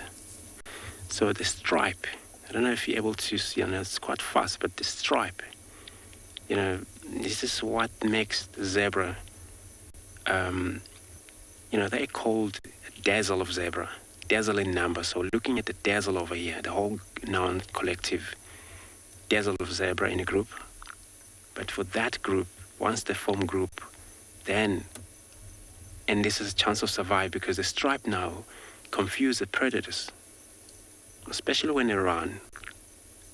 If it's during the hot, this is also when they run, they picking up or disturb the ground, the dust pick up too much, and the stripe kind of display when they run. But also when it's static as well. If it's a single zebra, it's well blend in with this stripe.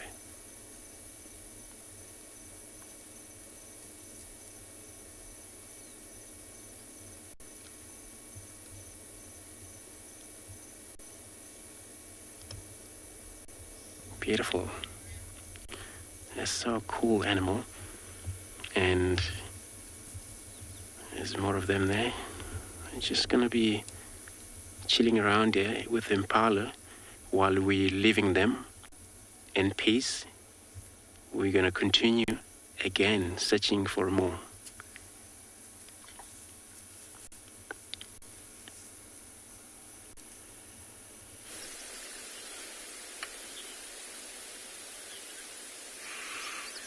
This young male lion has lifted his head briefly, smelt the breeze, and then put his head back down.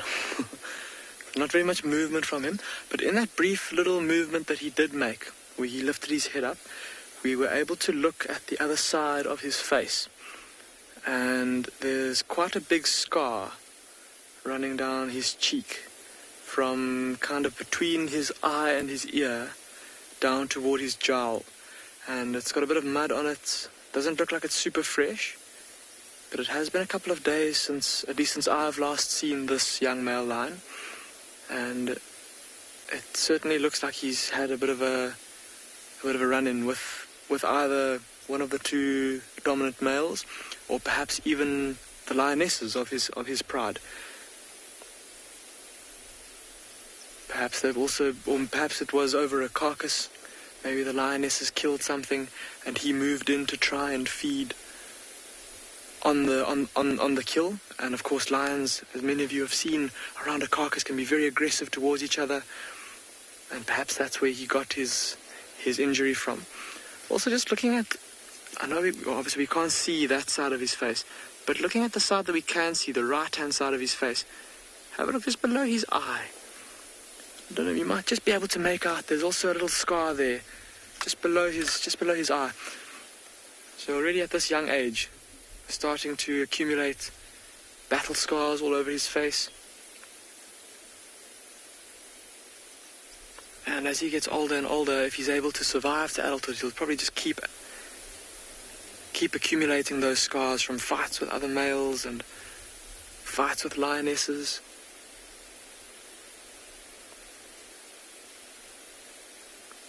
For the time being, it doesn't look like he's got a care in the world.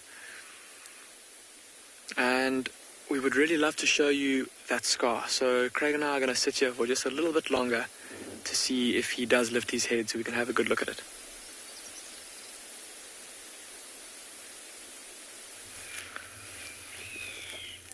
Sorry about that, everybody. It has flown away, but we've got another bird. We had a brown hooded kingfisher.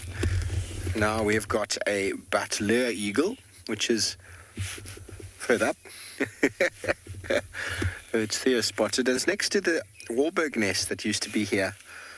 There's a Wahlberg nest just off to the right of that bird. You'll see it in the tree. There it is. That's last year.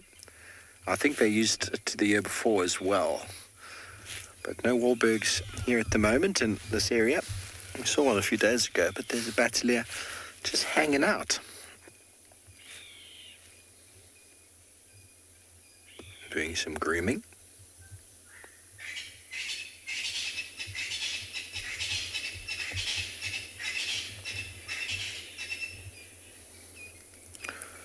Now we are in the river in the Milwaukee.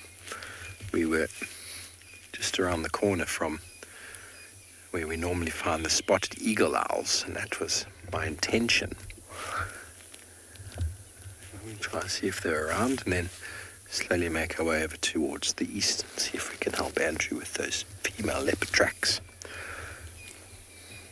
Oh, there's a second one. Did that just arrive? Mm-hmm. Well done. Hello, male and female Batler eagles. I took my eyes off the screen for one moment. You can see the male is the one on the right. He's the one who's just got the waistcoat, the white, and the female is wearing the white miniskirt. Not a real waistcoat or miniskirt, everybody, but she's got the white shoulders and then the white around the waist area, if you can imagine.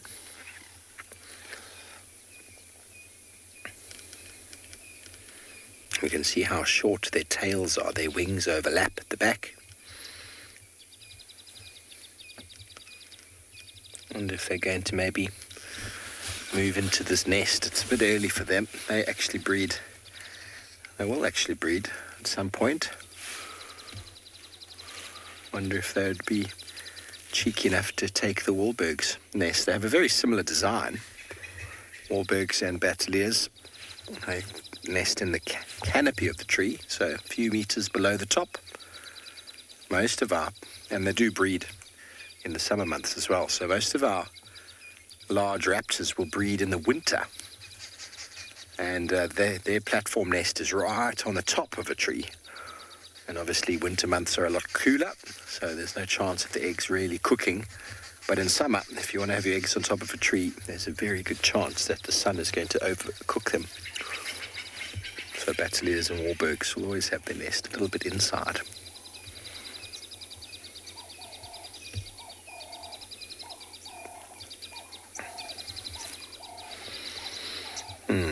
quite a peaceful scene with this duo. We had to move on and see if we can find our owl.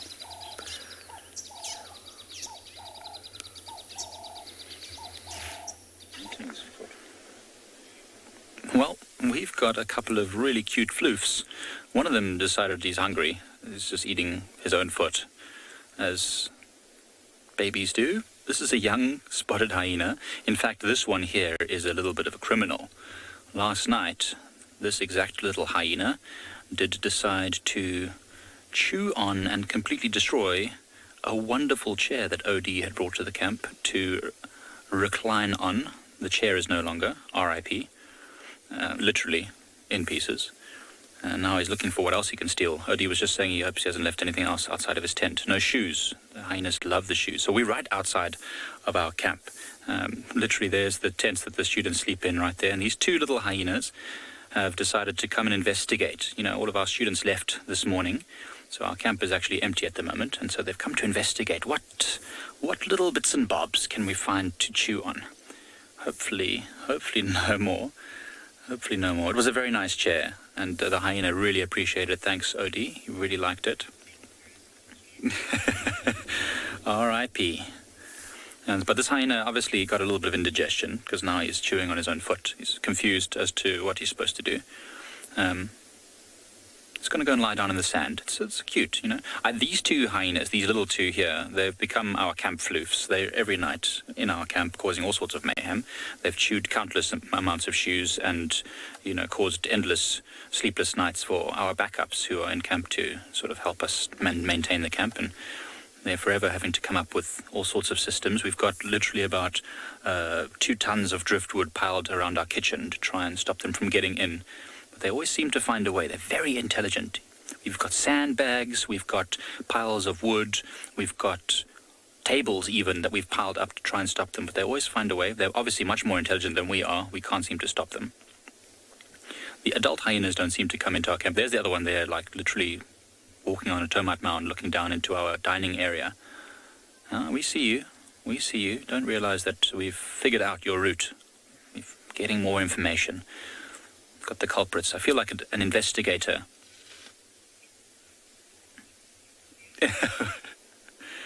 you only 50-50 of you all say that you'd love to live in tents with these hyenas wandering about. No ways. It's so exciting. Well, I mean, not if you leave your shoes outside. But if you don't leave your shoes outside, it's awesome. It's super cool.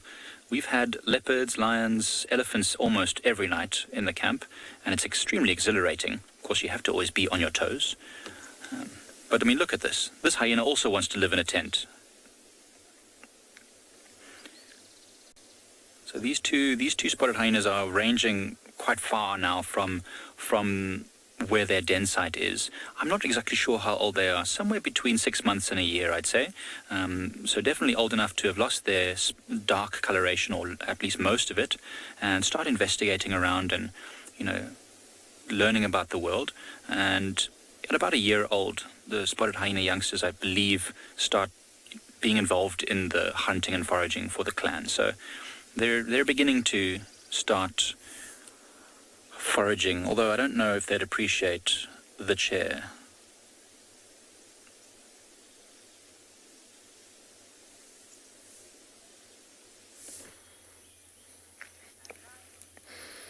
Well, hyenas in camp sounds like Juba all over again. Hyenas are very inquisitive.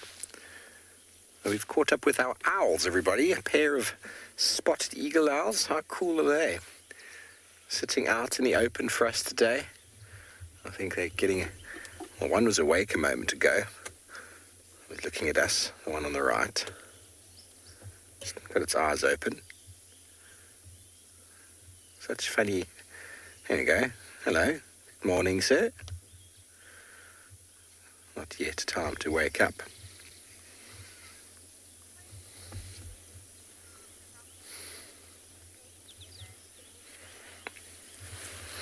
Debbie, some monogamous birds do stay together all year round and for life, especially large ones.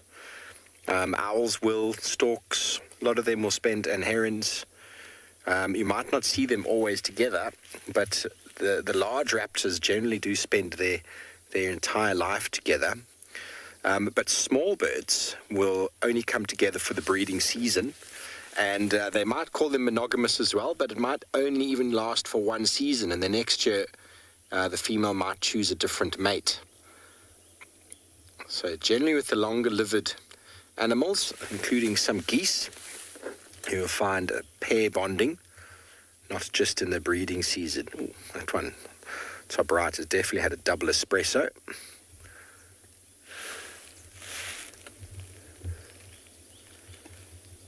Did you like that there? One looks quite alert, and the other one looks as if it would like to go back to sleep. It's not time to get up yet, honey. Let's just roll back over. Quite incredible to actually see them out like this. They are so camouflaged, but we've gotten so used to knowing where to find them. Everybody loves these two. Well, if they have another chick this year, we could hopefully get a Sebwig too. That should be very special. Those of you who have no idea what I'm talking about, there was a chick was hatched and reared here last year. Kirsty said it'll make a year, and we spent months right here in this drainage line trying to find them, and the name was given to it. It was called Sebwig. Oh, there goes one. That was the one that was more awake. Now the second one is like, why are you flying? Where are you going? The call that you heard was the sound of a squirrel going. I'm not going to say exactly what the squirrel said because it was something rude, but it was like, oh my word. That's what the squirrel said, except in a little bit more fouler language to all the other animals around, to say that this one's pupils haven't yet caught up with the light. Looks like it needs a concussion test.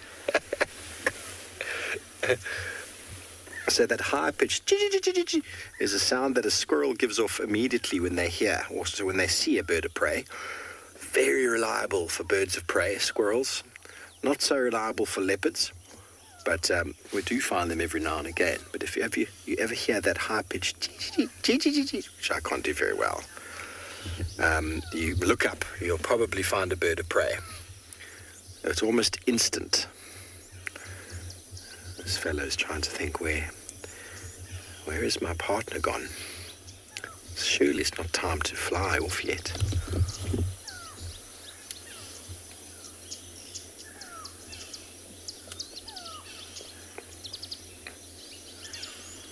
Got the go-away birds shouting all over the place. They don't know where the bird of prey is. Pays to be alert. Predators can sneak up on you at any stage.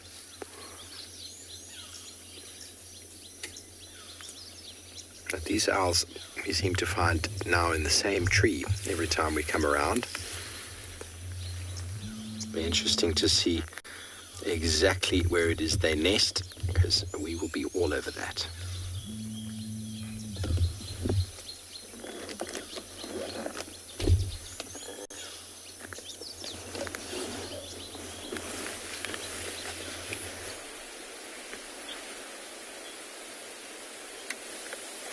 It sounds like there's been a fantastic afternoon of birds all over.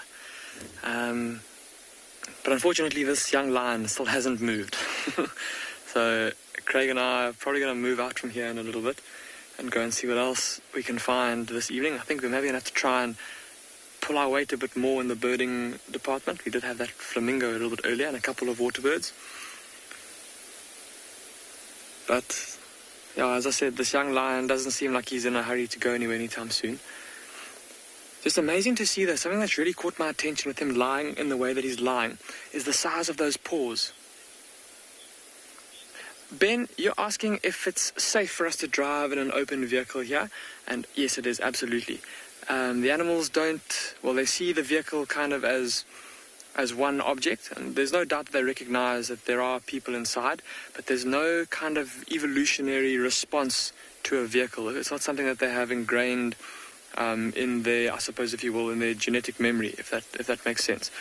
So whereas this lion will have an instinct in terms of how to react to a person on foot, which will be one of needing to defend itself, so either to try and repel the human away or to escape the human, because it'll recognize a human as a dangerous animal. A vehicle is not something that it has an evolutionary response to. And so the first time a lion sees a vehicle, it might be a little bit wary of it, but as long as humans are respectful in the vehicles, the animals quickly learn that a vehicle is not something that they need to be afraid of. And for that reason, they kind of just ignore us. They don't try to come into the vehicles or try to get to us inside the vehicles. So yes, it is very safe for us to be here. So I was just going to say, the size of those paws on his body, just a testament to how much growing shame this young lion still has to do. And if he has been pushed away from his pride already, he's got to have a lot of work to do, trying to keep himself alive, keep himself sustained, maybe follow along in the wake of the rest of his pride and feeding on the leftovers of their kills.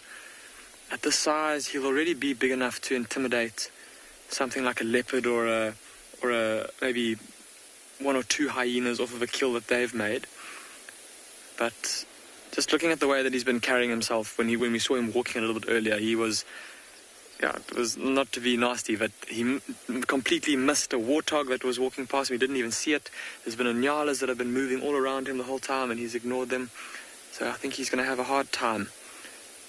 Certainly for the first little while is this young male lion.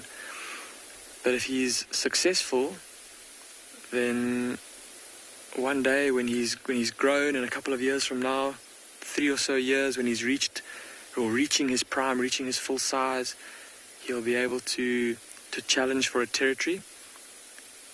Or who knows, perhaps there are other lion prides in the area that have young males that are also soon going to be pushed away from their pride, and maybe if he's lucky, he'll be able to join up with them and form a coalition, which will then just be that much better for him in terms of him being able to one day challenge for a territory.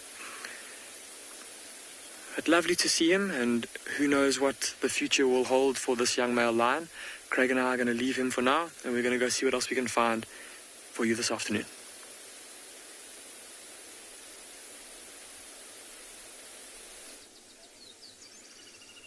Right, so can you spot the little floof? Can anyone spot the floof? Very well camouflaged floof. Just lying down in the sand, trying to remain hidden. There he is. Looks like a piece of elephant dung. That's what he's doing. He's channeling his inner elephant dung. What's interesting is that the second has disappeared for quite some time now, and it's really quiet. And when a youngster disappears and is quiet for a long time, they're up to no good. There's mischief afoot. Investigate about OD's, socks, or there's something out there which is going to get of yours, Becky. I'm sure of it. But they do this regularly to see how relaxed they are. So the adult hyena, through chewing, both of them end up getting. Sorry, I know that my audio is doing funny things at the moment. Hopefully that's a bit better. So yeah, the adult hyenas tend to feed on the normal stuff that they should out in the bush, and these ones here are the ones that like to cause mischief. And I believe, honestly, that it's also playful behavior, because they're still very young, and so they're just learning about the world, and they want to touch things and bite things. So Odie actually came out 3 times, what did you say, 3 times last night from his tent to chase this little thing, and 3 times it came back, and so eventually we just gave up and said, have the chair, it's yours now. Striped horse, hyenas are curious animals and also quite nervous animals, so they'll always move away from a larger, more powerful animal. And human beings are technically the largest and most powerful predator or dominant animal, so they know that we're very intelligent, they know that we're very potentially dangerous, and so if we approach them, they definitely move off. They know that they give way to us, even though we haven't got teeth and claws like they do. But they don't move far, because this is part of their lifestyle. They steal food from larger, more powerful animals, often. And so it's just part of how they've evolved. So you wouldn't get a leopard doing this, or a lion doing this necessarily, because they would also be a bit afraid of humans, and they're not designed, or it's not part of their nature to steal all the time. Whereas with hyenas, that's really part of what they do. They do steal most of the time from larger animals, larger, more powerful animals. That's not to say that... What's that, Owen? You said there's another one. No, it's hiding. I tell you what, it's got a shoe. It's definitely got a shoe or a towel. You know what? My towel is actually hanging up outside my tent. I would not be surprised if we go over there and we find it's busy sniffing on it. In fact, that's what I'm going to do as soon as we're finished here. I'm going to go and rescue my towel from the clutches of one of these floofs. I realize exactly what's happening. This one here is a distraction. Oh, we've fallen for it. We've been duped. This one is a distraction. We're going to go and see what the other one's doing.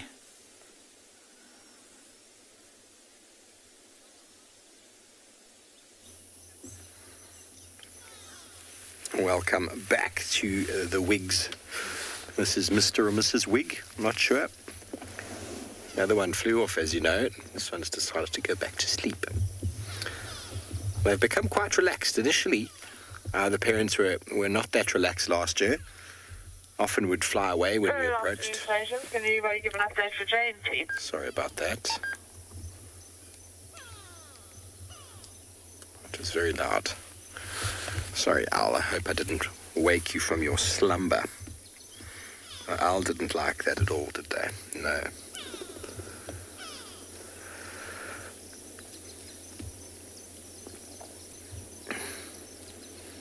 Very cute, aren't they? And very fluffy.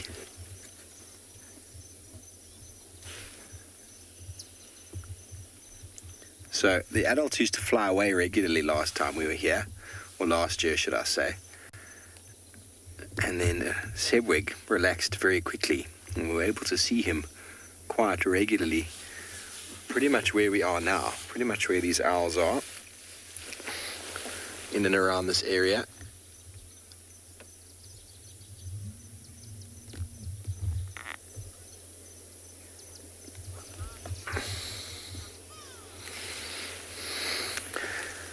Minima, you want to know what the owl's ear tufts are called? They're called ear tufts.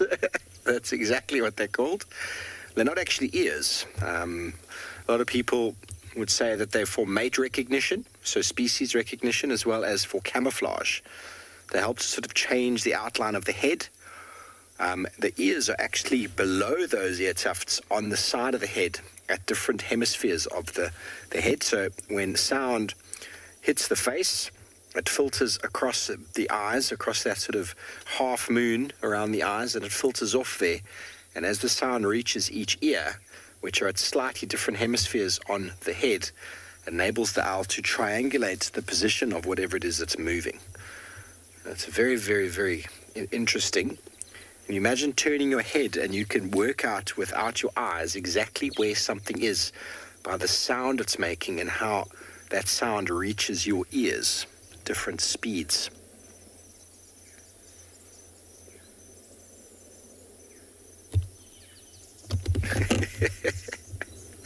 Hello?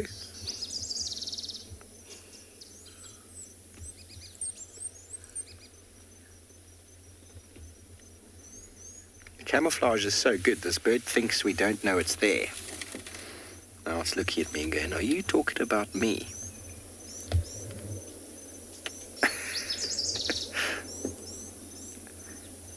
How about, why don't you all of you send through a one-word tweet and tell us, what is this bird saying? One-word tweet. What is this bird saying to me right now? Send that through to #WildEarth, and let's see what you can all come up with.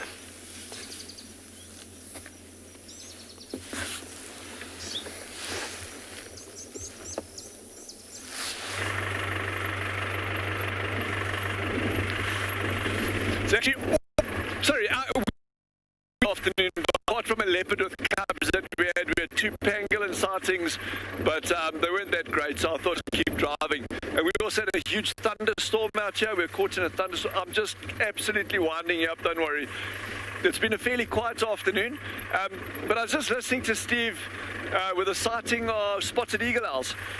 And that's really cool. So our spotted eagle owls now are slap bang in the middle of breeding season. Well, kind of the start to the middle of breeding season. And we had a wonderful sighting yesterday. Unfortunately, there were the little issues that we're experiencing at the moment. We couldn't come live. He's actually sitting on a nest. So hopefully once David works his wonders up the mountain tomorrow, we'll actually be on the money in terms of being able to cover those areas. And then it's a long shot, but maybe we'll be able to keep tabs on that eagle owl nest. And obviously in the nestlings as they start growing older. But yeah, so far this afternoon, like I say, it's been fairly quiet. But this weather is, the temperature is amazing. It's almost as good as the Bahamas was last week. Those of you still wondering.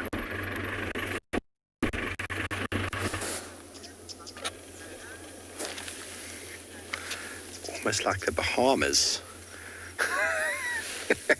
Well, it definitely isn't like it over here. The weather's been quite uncomfortable today, but it feels like the worst of it is over. I'm very interested to hear what one words you're all able to come up with. If it happens to be a small sentence as well, that's okay. We don't mind.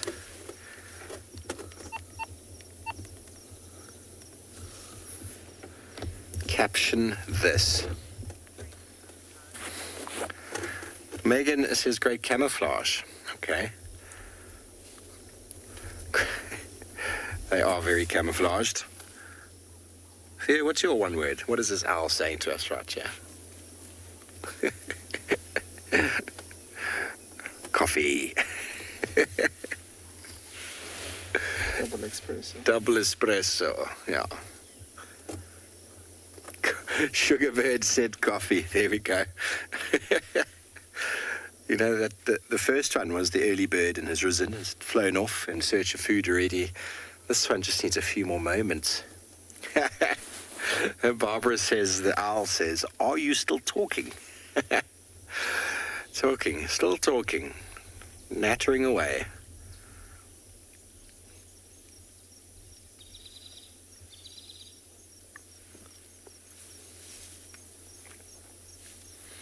It's very hard to tell the difference between the male and female. Daniel's got the funniest one for the day. He said hoot. There's a hoot, Daniel. So male and female spotted eagle owls, I wouldn't be able to tell you the difference. They are alike. There's probably a very slight difference in size.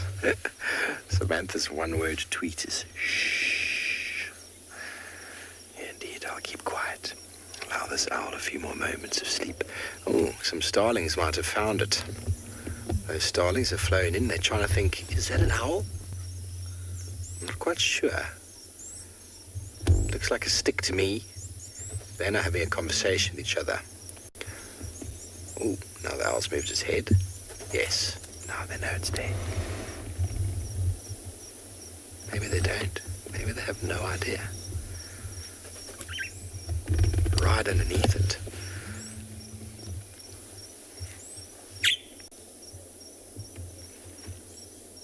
There's the Cape Glossy Starling. Standing by, Andrew. Where are you with you? Andrew, I'm just in the Moati, close to Twin Dams at the moment. Okay, no problem. Just an eye there, and I'm going to check with it from you. Okay, copied. Hyena Road. Starlings don't seem to know that the owl is there. Is it that incredible camouflage? It's looking for food. Come to investigate. Oh, what have I? Oh, it's got a feather. Maybe it knows the owls have been preening and grooming here, and they're going to collect the feathers for. See how it's looking around where the owl droppings are there, and it's going to collect the feather because it is time for breeding. So maybe that is the pair of starlings, and he's going, hey, honey, I've got some bedding for our new down feather mattress. They are cavity nesters, the starlings, And he might display for her now, show what a wonderful nest maker he can be. I'll try and pick up a few more. First, just going to wipe this one a bit. It's a bit dirty.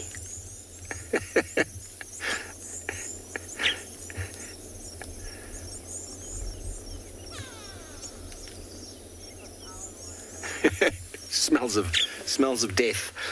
It's got an owl all over it. Oh, and I just left it. I wonder if they must know that the owl is here, but they're not alarm calling. If they knew it was there, okay, off they go. Oh, interesting. Maybe they had a dare between them. I dare you to go and play under that owl and to taunt it by taking one of his feathers and rubbing it on the stick. Now that other starling has gone and won the bet. Now off they go to celebrate. I told you the owl would do nothing. He's just going to sit there. It is a day of trying to figure out what the birds are saying, everybody. We do have some humor sometimes. It's good to have some humor. It's not here. Bit difficult to follow, but I'll try my best.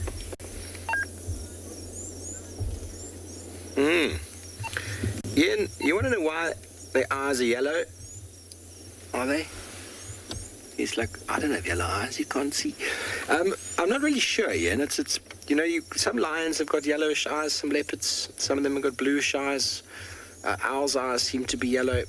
I really don't know why. It's very hard to say. If they were active by day, they'd probably have dark eyes because of the light.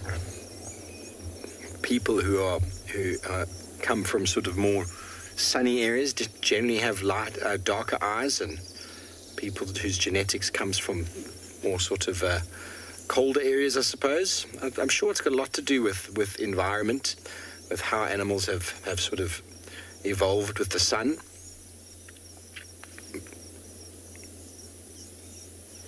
I'll have a look and see if all the other owls as well do have. Can't say I've really noticed. The Pell's fishing owl's got black eyes. The grass owl's got black eyes. Scops owl's got yellow eyes. African wood owl's got black eyes. So I really don't know. Cape eagle owl's got orange eyes. Marsh owl dark. Pell's fishing owl very dark. Southern white-faced Scops owl's got orange eyes. Spotted eagle owl yellow. I really don't know, because I mean then the Verreaux's eagle owl's got black eyes. So if anybody knows why owls have got, or certain owls have got yellow eyes and some don't. Barn owl, black again. Barred owlet, now they got yellow, as well as pearl spotted. So it is a mystery. It is a mystery, but maybe we'll get a good look at this one's eyes shortly. From western side of Australia, there. So we got some lions. We weren't actually actively looking for them. Well, we kind of were, but I didn't want to give the game away too much. These are sub-adults. This is a sub-adult lioness. There are 2 sub-adult males somewhere in this thicket just behind her there. And there is an adult lioness that actually crossed over. We haven't seen her. We just saw tracks moving out towards the west.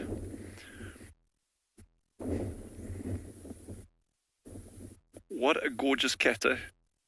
So she's about 18 months now, give or take. So she's still got quite a bit of growing to do. But that light on her is beautiful and soft. Incidentally, those of you who enjoy photography, that kind of stuff, with things like lions and even large game, elephant, buffalo, rhino, those kind of things, overcast weather is often the best. And not just because of the behavioral stuff. It's just you don't get so much contrast, high contrast on your images and that. So it, kind of like a big filtered light with clouds is actually really, really nice for photography on these kind of animals. Oh, that's so sweet. She actually goes behind the bush to go do her ablutions. Unlike David. Hey, what a cat, eh? I think we saw. Yeah. So I know I don't push lions too hard on our drives at Swallow because I know our colleagues just get the most incredible lion sightings and hyena, lion, leopard, hyena interactions, that kind of stuff. So, but I'm never averse to finding one if I think an opportunity presents itself. So, but I like the small stuff as well. Interestingly, on the eye color of raptors, our colleagues were talking about the eye color of owls, and I have no idea for what it's worth, but I don't know why in terms of the yellow eye color, we can look at why, but if you look at a lot of your large raptors, the eye color often changes. So when they're young ones, your juveniles, the eyes are often a very, very dark color, and as they get older, the eyes change, become a lighter color, and that's probably a visual recognition thing for adults, to say, okay, from a distance, because their eyesight on raptors is ridiculously good. For identifying, okay, that's a youngster, and obviously plumage, that kind of stuff. She's very curious, this cat, eh? Very curious.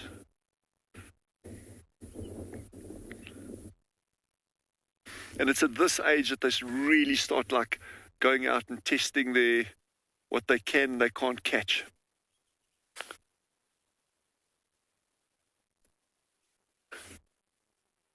I didn't even hear the question at all. Sorry, guys, my comms is breaking up really badly here, so if I don't hear something, forgive me, it's not deliberate. If you maybe just repeat that.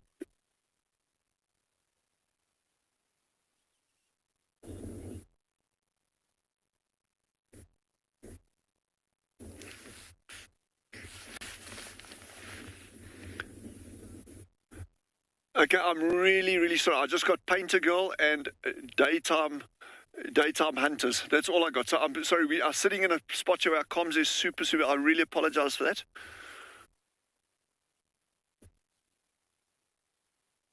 She's scenting the air over here. They actually killed something last night. There's still a bit of pink underneath the throat.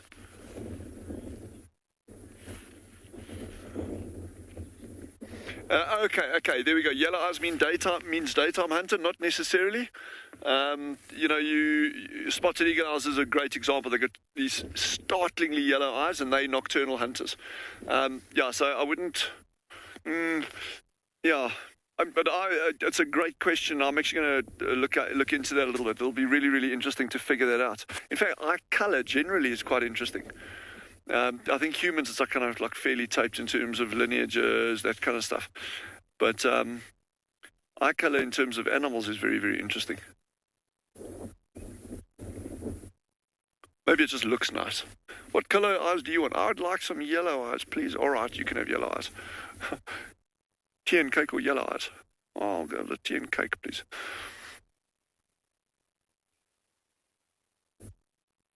Oh, what an afternoon. Can you zoom out, David? Is it possible? Just look at the setting that we're in here. And you can go figure why I love working in this place. Not working, just like ambling around. But I mean, look at this, eh? And these gorgeous cirrus clouds above us. Unfortunately, this what do you call this, cold front, or not even a cold front, this frontal weather seems to be dissipating a little bit, but the clouds are still stunningly beautiful. The landscape, there's big fig trees up on the hill there. There's a lion watching us. That's always fun.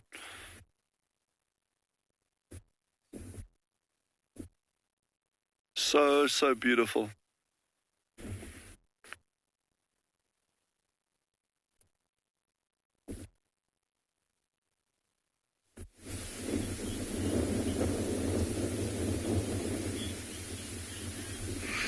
Have a look at what Craig and I have found, everybody. Look at those teeth and how ferocious and vicious and scary this creature looks. Look at those terribly sharp tusks in the front there. Oh, and the little incisor teeth there at the front. Quite a vicious looking creature, almost something out of a horror movie. And I'm going to let Craig zoom out so that you can see the whole picture. And maybe some of you might even want to have a guess at what this is. I'm going to open the mouth a bit. Have a look at this row of teeth up here on the top. Lots of molar teeth, Some of them pretty worn. Running my finger over them, I can feel that they're quite smooth. It's obviously been worn down. So this animal was quite old. When it died, it's obviously been chewing a lot. And let me put the jaw back together. I'll turn it to face you. Got quite a big, hard forehead and little eyes here on the side of its head, and quite a characteristic little bump over here on the front of the skull there. Look at that there. And over here, a little socket. Lots of people are guessing warthog, and you're very close. And I think these little tusks here are probably what made you think warthog. You're very close with warthog. It's not a warthog, it's the other species of pig, of wild pig that we get here in South Africa, the bush pig. An animal that we do see from time to time.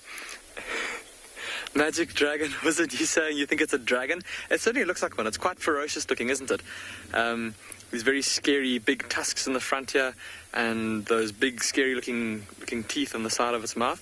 But yeah, so a bush pig. I don't know if any of you were able to get that, but not something that we get to see very often, because they are quite shy, nocturnal and elusive animals, normally sticking to pretty dense thickets.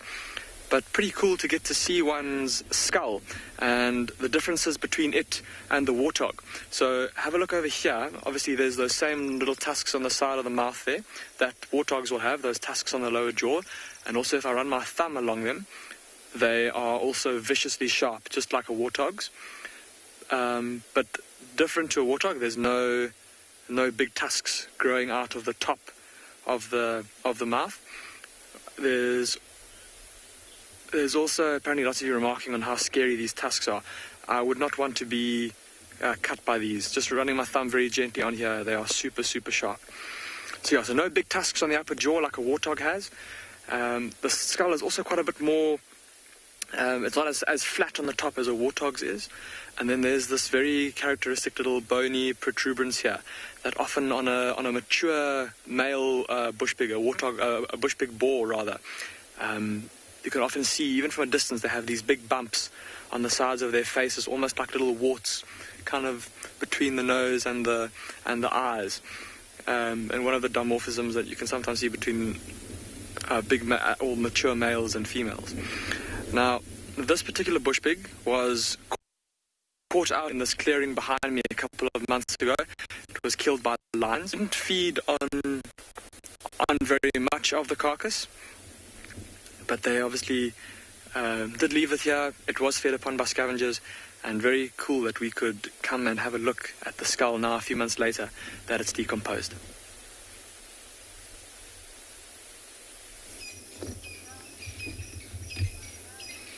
Welcome back to the Owls of Juba,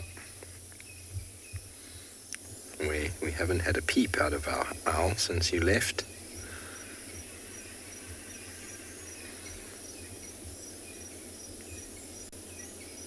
So we find them regularly right here.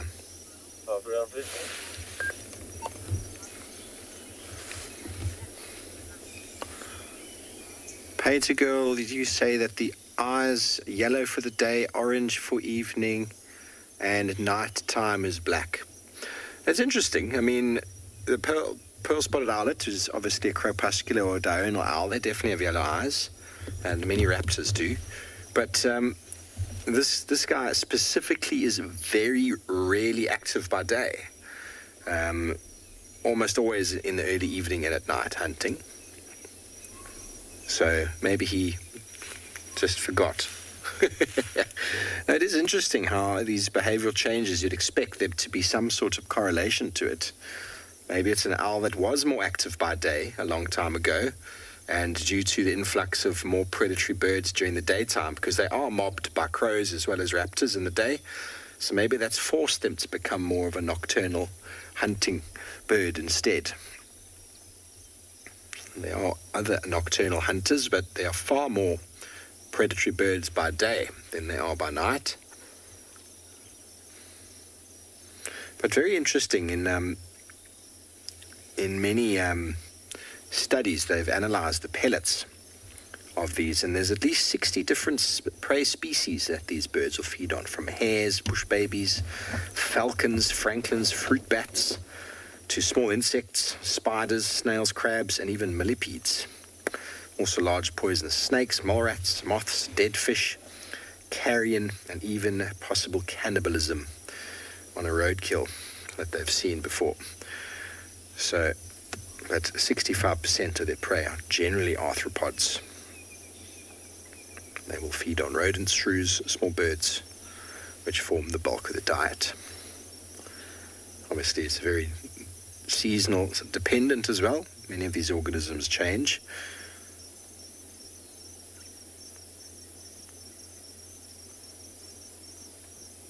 So if you don't know what I mean by a pellet, owls will swallow quite a bit of food, bones and fur, and they'll often regurgitate that, and it comes out as a little fur ball.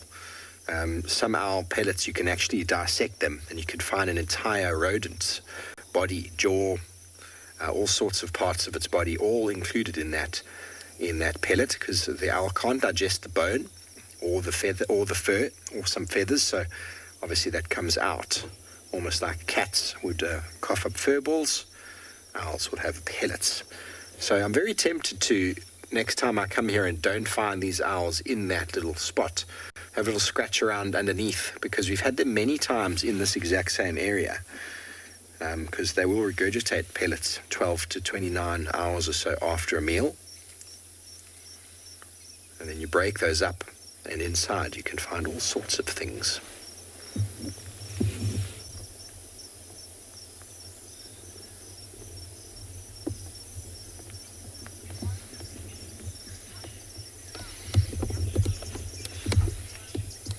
Hello, Warren Chief. Owls, natural predators as well. Large owls are natural predators to smaller owls. So the smaller you are, the more a threat you are to the bigger owls. But all other birds of prey are also potential threats. Crows will mob and injure owls, especially these guys as well, if they can. But giant eagle owls are one of the biggest predators of other owls. And then if they are seen by day, they can also be harassed and even hunted by other predatory birds. But it's always about size. These owls pack quite a punch, so if anybody wants to catch them, they need to be a bit bigger. Obviously, there's always the opportunity of your medium to small cats being predatory towards owls. But owls will perch in trees like this, are very camouflaged, and they're very quick to fly off if disturbed. You often don't even know that they're there if you're walking. So they get by in life with camouflage, and as you can see, they do very well at that.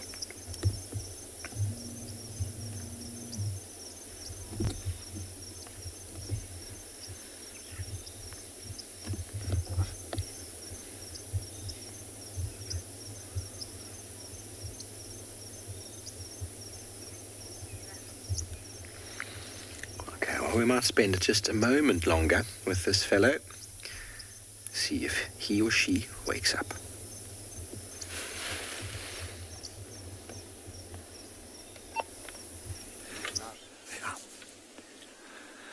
All right, so we've come back to those two males that we found this morning, and they have been extremely active, as you can see. They've gone from sitting to lying down. So that for a lion is pretty much about as much action as you usually get during the day. Oh, hello.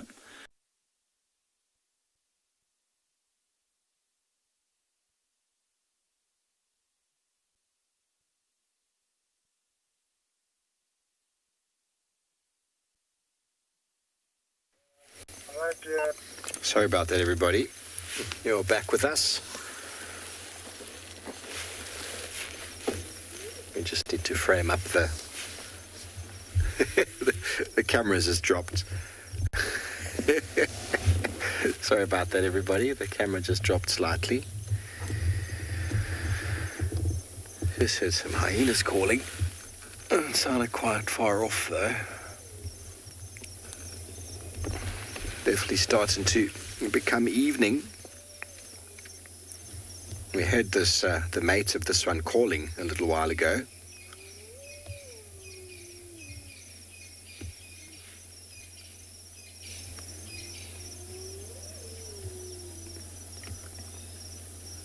more than one hyena calling. Sounds like they're coming closer. We might be lucky. Last time I was sitting here watching the owl, we had a hyena walk straight past. They do love to walk through this drainage line. And I've no doubt that's actually how the owls do a fair bit of their hunting. They'll just sit there and watch. If something of interest moves past, they quickly swoop down.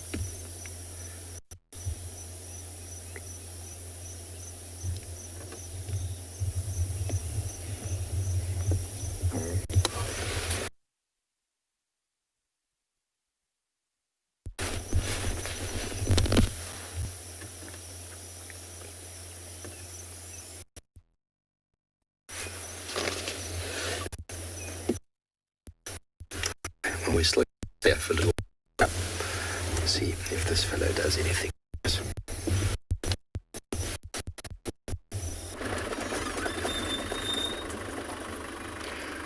Well, a few minutes ago, I got stuck somewhere. We have been having lots of rains in the Masai Mara, and the dominant, the area we were in, we had lots of black cotton soil, which gets very sticky when you get stuck. But now, let's look at this topic here. Let's trying to find out where I have been and what happened to me before I show you a bit of sunset. The sun, as it's setting, is shining its light to that topi. And this refreshes my mind, or makes me feel like, brings my spirits up after having gotten stuck for quite some time. And from where we were, there were some buffaloes from a distance. And I was wondering if those buffaloes could come and give a hand, because buffaloes are pretty strong mammals. Topi had no chance. And I'm guessing this is a boy because of being alone where he is. Females. Yeah, I agree with all of you. Remember the days of the marshmallow, so I should be one now because of what I've done. And me and Bungay have gone an extra mile to make sure we get out of that area. Yes, marshmallows. And if the short trains will continue in the Mara, we shall be seeing lots of that. Look at the beauty of the Mara. From Topi to Ellis. Egrets flying.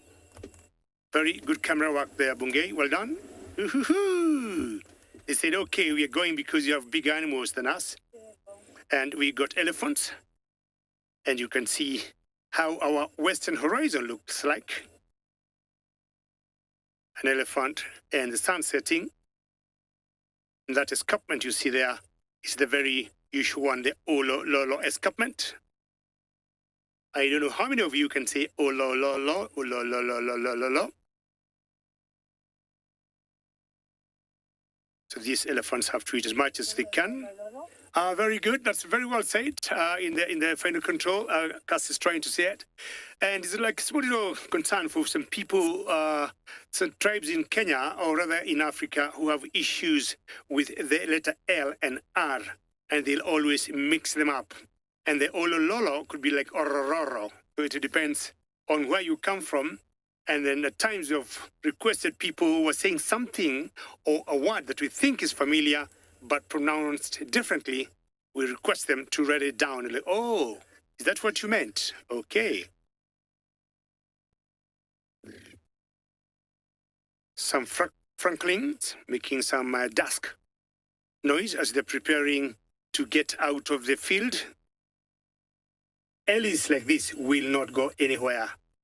Even after the sunset, even after darkness, they will continue doing their thing, feeding and moving. Elephants is the only animal that I know eat for so long. I think they spend almost 2/3, if not 3/4 of their lives feeding and moving.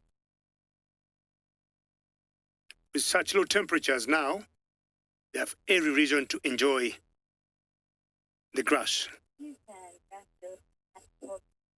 And you can tell they're not flapping their ears, meaning that everything is just perfect for them. I'll move on because my initial plan was at least I spot any kind of predator as we see that sunset for like 15 seconds. And very good job there, Bungay.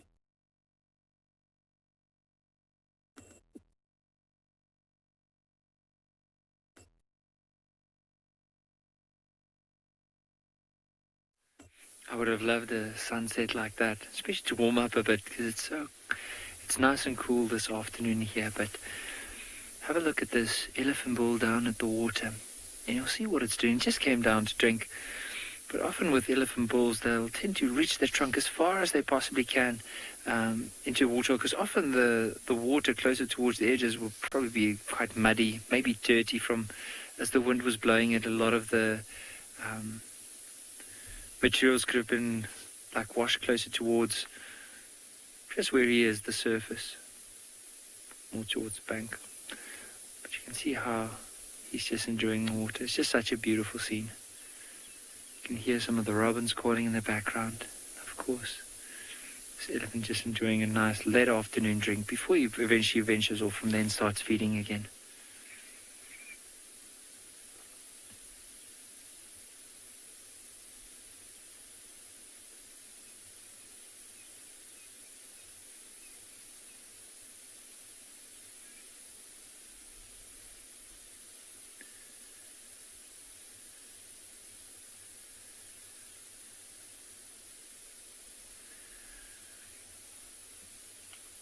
Now I just want to show you this waterhole where this elephant is currently at. You'll notice it's like quite a big indent here in the surface, and the reason why we wanted to come past is because we found some tracks of possibly some members of the pride, and we came down in this direction to see if there's any signs of them. You never know with animals coming down to drink if these lions were probably waiting around for an opportunity like the ones we saw earlier with that buffalo. There's always a good opportunity if there's water to see if there's any other tracks of the lions. But I haven't seen any other tracks. But how nice is this for a elephant late in the afternoon?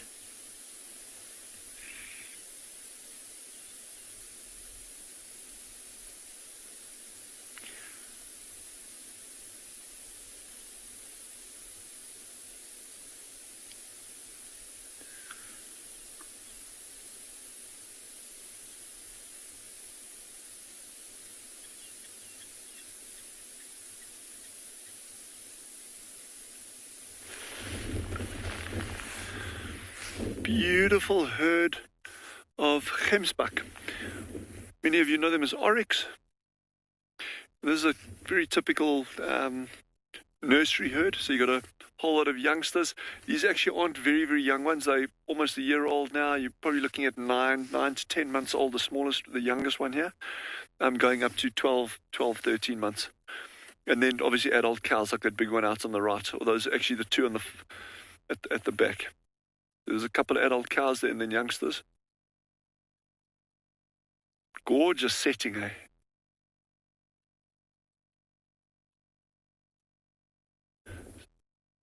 That one's starting to get nervous now. Actually, there was another gemsbok that ran across in the far, far, far distance. And when that lead animal saw that movement, that's when it started trotting off like that. So it could have just picked it up. I don't think it recognized the other one as a gemsbok. I think it just saw the last part of it as it disappeared. And they're like, there's something they don't trust around here. And that's how you stay alive in the bush, by actually being alert and aware of what's going on around you. Everything I chose about life and death. I mean, it's like, you ignore a movement, or you too relaxed around something, that's going to get you into deep problems with the lions. This we know well.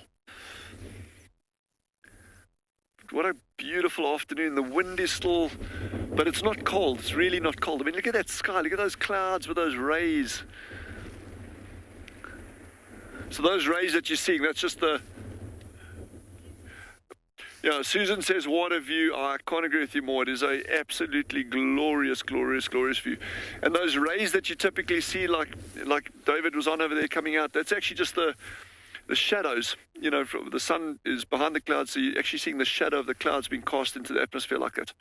That gives it the impression of the sun's rays. And it's that same phenomena that you see, the umbra in the mornings when you actually see the shadow of the earth cast into the atmosphere. Obviously, that's just on a much bigger scale than what we're seeing over here.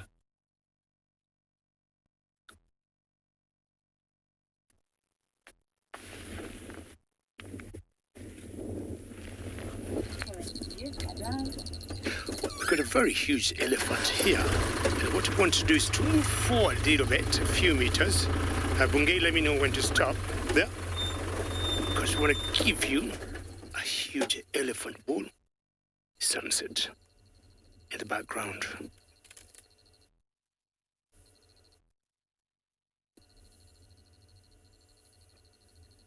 So you can hear him moving and putting the grass.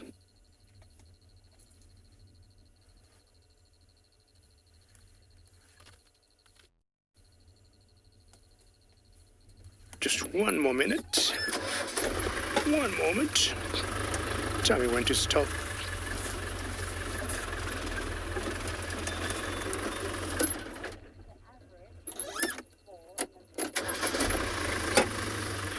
Tristan, how are you? And good to hear them. Are you happy with them?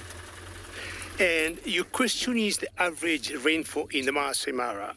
Now, the Mara has an average of about 1,000 millimeters of rainfall annually. That may change because the last couple of years, as you may look, that elephant again, the last couple of years, the weather has been quite erratic in Africa. But in average, we give it 1,000 millimeters of rainfall per year. I would imagine we have 1,200, 1,500, sometimes 800, 700, but 1,000 millimeters a year is not bad, or is what we normally record here. This year, we had rains that were unusually high, and I would imagine anybody who was recording the rainfall every day, the millimeter gauge would have recorded a lot more, maybe by the end of December. Now, our L is moving a little bit. We just want to move one more time. When a camera operator wants a particular frame, that's exactly what he wants. And he wants to give you a parting shot from here. Let me know when to stop again. Keep going, keep going. Just hold on a few more seconds. Okay. He tells me this is the best place to see this one huge Ellie, and he is definitely a bull. And look at that sunset as he majestically overshadows every other animal or every other vegetation that you'd imagine of. This is just wonderful, and everybody, Point of Control, Cassie says this is magnifique.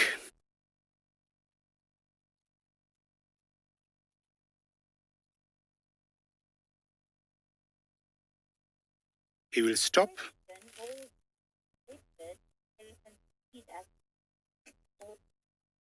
Audrey, you'd like to know if elephants feed at night. Or I'll tell you what, elephants feed throughout, during the day and during the night. In general, of course, depending on the age of an elephant, elephants will feed between 14 to 18 hours in a day. I want to show you the frame or the physiology, the size of that elephant that we have here. And you would imagine how many kilos of food it would take. Anything from 150 kilos, sometimes 250 kilos, depending on the age and the size. So elephants will feed both day and night.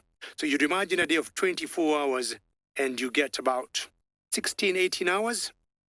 Definitely part of the night is covered in the feeding. Look at that sunset there. Excellent. I love that. We'll still try and continue walking with him slowly. And I'm trying to say something called walking with elephants. He is alone, and that's why I said he is a bull in this particular area. I haven't seen any other single elephant around this area, and that is not unusual to see them on their own. He looks quite senior to me in terms of age, and I would say if it come to breeding or reproduction or mating of the cows, I would count him as a very prime bull that would qualify to mate with the cows. They keep walking, but most likely he might go and join the other bulls, or he might go and join another herd.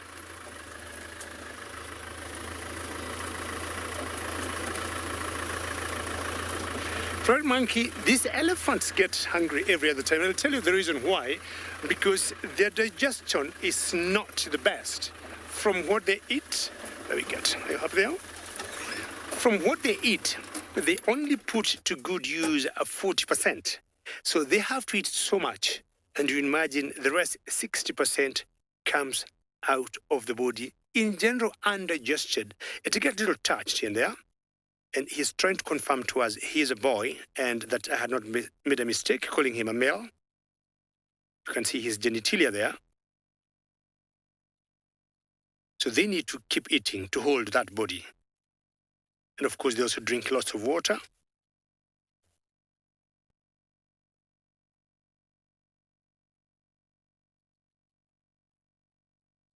Did you wink at me?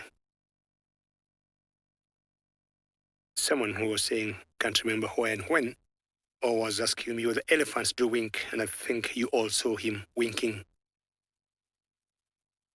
I'm not sure he's trying to lubricate his eye, or is a reflex, like some of us, or like human beings will do.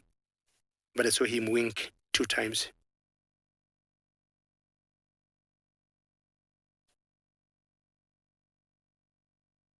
And by the way, this is my favorite animal.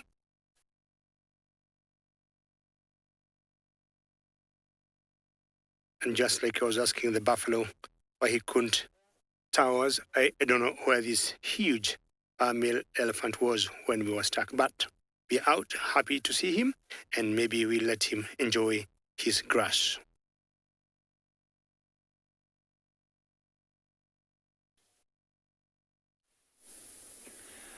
So, with David's favorite animal being an elephant, my favorite, of course, is a zebra. Now, if you look at right in the middle of the screen, you'll notice there's a little zebra looking in our direction.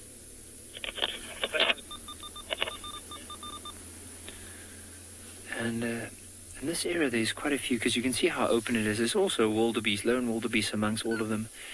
Now, the reason why zebra is my favorite is because every single zebra has a different stripe pattern. And then if you notice the mane on top of the zebra's neck, you'll notice that how the white and the black run from the neck into the mane. And that mane between the ears all the way just to behind the shoulder blades is the same height. It still blows my mind. But an incredible animal. And that wildebeest, the reason why he's probably with this herd of zebras, because of that safety in numbers. There's so many eyes, ears that are available, and he knows because of that he'll stay safe, especially also knowing that the lion tracks were heading down in this area. The grass is quite tall, so with him sticking in the middle of the herd of a zebra means that the chances of survival is just that much better.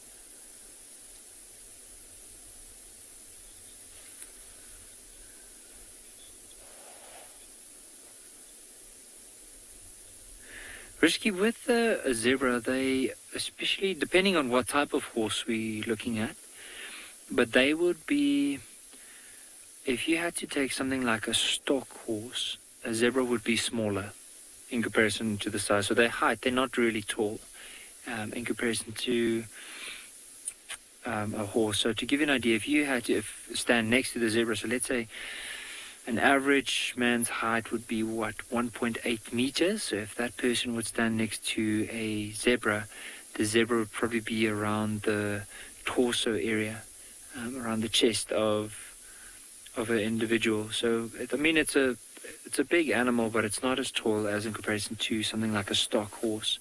And I do know some of the racing horses might be a lot taller than a zebra, but it depends on what horse, because if you had to compare against a pony, of course a pony would be smaller than a zebra. Something as a stock horse be too big, so it'd probably be a combination between a pony and a stock horse in between.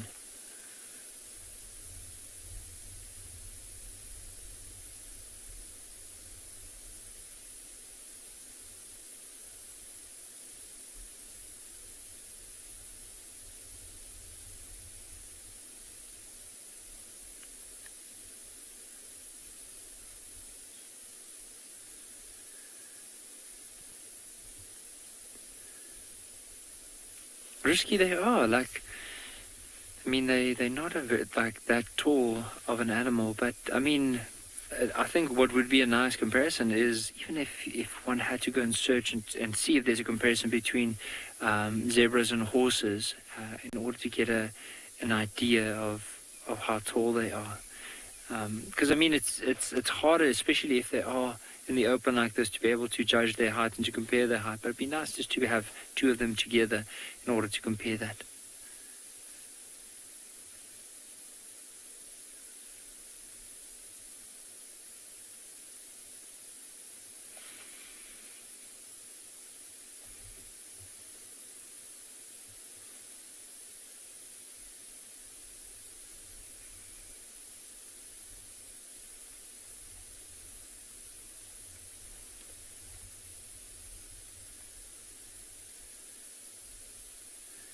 Just notice the different heights that they are feeding at the moment. You'll see the zebra closest to us. Mainly when it's feeding at like quite high levels of the grass. Where the wildebeest at the back, you'll see when it's feeding, the head goes down quite low to the ground. Even the zebra, like they alternate, but mainly, like whenever zebras move, and you'll notice that they do feed off the higher strands of grass.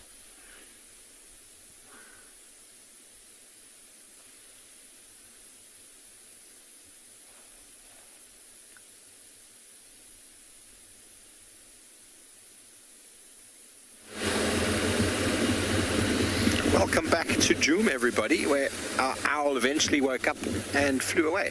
So we decided to carry on and see if we could find the activity or movement of any other nocturnal animal. Now, Andrew was tracking female leopard earlier in this area. So we're just trying our luck, see if maybe we can have a chance of spotting Tundi.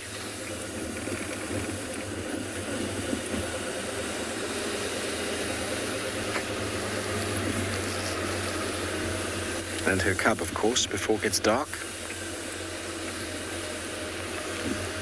We do need our last minute, 10-minute leopard.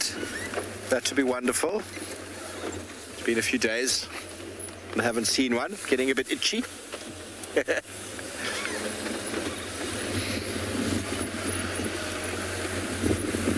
So they found a male leopard in the north that is very relaxed. I'll try to get some pictures. But they don't seem to know who it is. So that's interesting. A relaxed male in the north. He is on the way south. So Andrew is hanging around sort of Buffelshoek boundary. So it'd be great if we could get him on camera. I don't know who. Could be, well, Rexon's been around for some time and he's never seen that leopard before. So might be a young male that's dispersed from somewhere. Or maybe Rexon doesn't recognize Hosana. Here we go, I just dropped it. I just broke the internet right there. Broke the internet.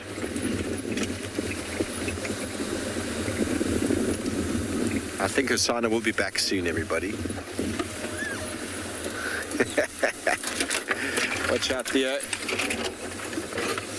Okay, so this is an area we've had Tundi in a lot. A lot of you are hoping to see Tingana. I would love to find Tingana for you. Don't know where he's gone to. No idea. Last time at the end of mine and Trisha's stint, he popped up. So maybe that'll be the case as well. I'm here until the 7th. I think Trisha's here until Friday. If anyone can find Tingana, it'll be Trish.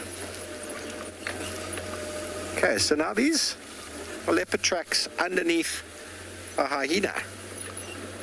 Okay, these are coming in. Hyena following.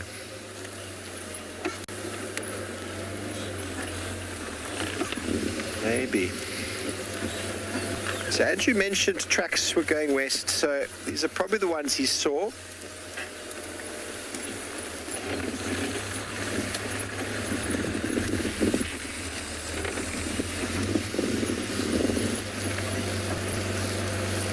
I wonder if those hyenas were following from earlier, because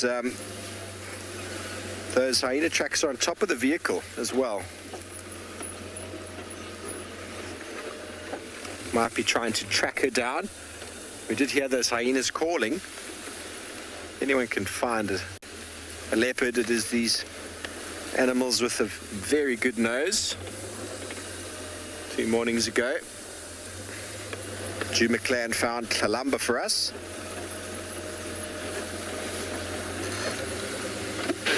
See, the tracks don't carry up.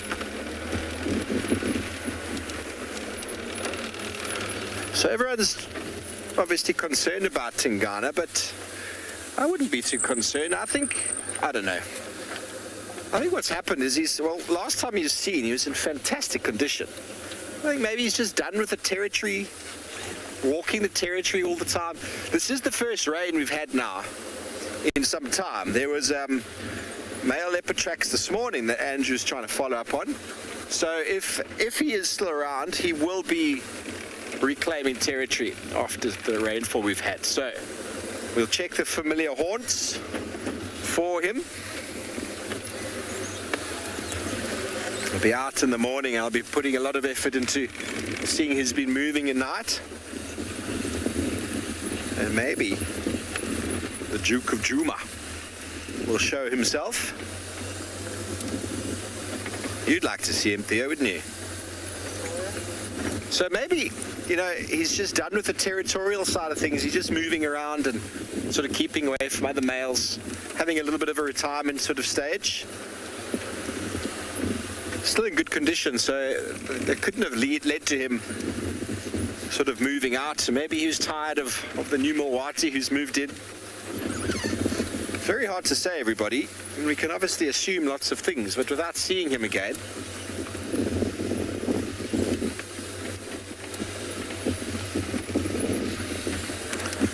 Maybe he's just on a little holiday, taking some time out. Okay.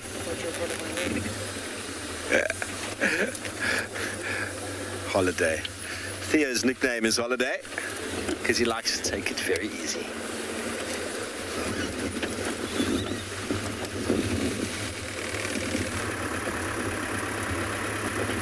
Well, we're on a very good road now, and Bungay on the camera is saying that apart from trying to explain to you where and when I was stuck, he wants me to show you how I look like. And the first thing I want to show you is my elbow, and that's my elbow. And that is from digging the black, the loam, the black cotton soil there. And then apart from that, I think he insists I should stand up. And then after standing up, you're going to see my trousers, how they look like. Because when it started, they were very clean. And telling me when I got too high, Bungay. Are you happy there? That's how I look like now, and I can tell you when I came out I was very smart and clean, and these pants were pressed very nicely by the laundry girls in the camp. It was looking good, and apparently I lost one shoe, and tomorrow morning I am going to go in that particular spot. I left it in the soil, in the mud there, because we had some elephants that just came through that area, and they dug a huge hole. And I think it could be the male that we saw. This is circumference of a huge foot of an elephant. It's pretty big. And you'd imagine if it goes in with its like 5 tons of weight, it just digs in. And I think I did the same. And my shoe went in. And the mud being very sticky, I didn't bother about it. So I am going back tomorrow morning and I'll get it. And the only challenge is when I'm saying that, Bungay is just laughing at me, which is not very fair. And today for dinner, we have chicken and beef. So I'll just make sure I'm going to eat his chicken and make sure he doesn't touch any chicken. He'll only eat beef. All right. Those are some of the experiences we go through when we're out here on safari. We get stuck sometimes for hours. Sometimes vehicles break down. Sometimes animals will block the way for us. But it's always great experience and good fun. That's very good. So tomorrow, have a date with us because they'll be going to the same spot and they'll tell you whether they'll get my shoe if the hyenas don't take it.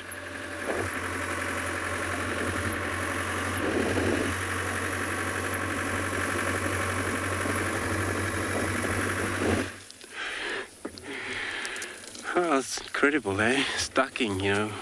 Wish you could have this elephant to come and pull that car out of the mud, because it's also such a strong animal.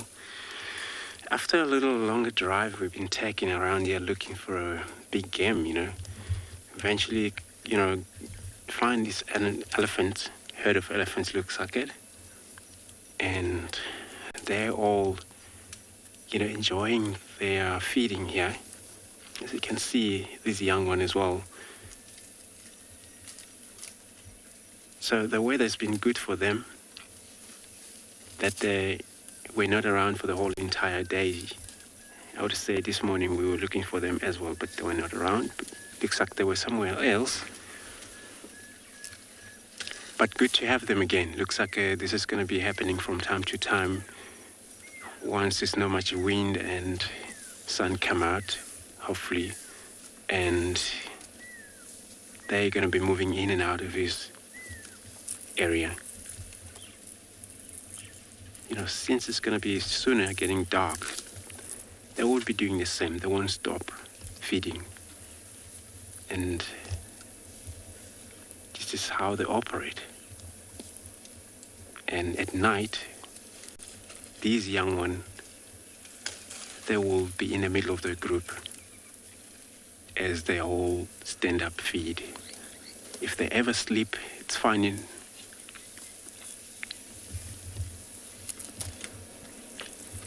Nick, yes, I think that's good hearing of you, you know, out there. I thought I heard, you know, pale-spotted owl as well, you know, calling from the distance. But yeah, you know, it's, you know, they're probably excited as well since the weather's changing, you know, things like that. Look at this young.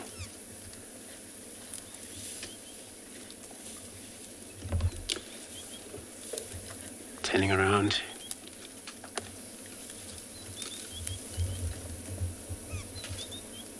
So grass is kind of still softer. You know, a lot of time when I pull them, you know, it comes with a lot of soil because then the ground is soft, wet. So every now and then you might see a lot of that elephant, you know, trying to tumble. You know, the grass is using its trunk just to get rid of the sand.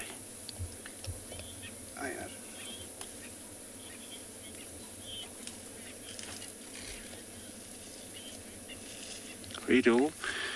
That's a good question then. A lot of time elephants, especially when they get to the old age, they get so bigger in a way.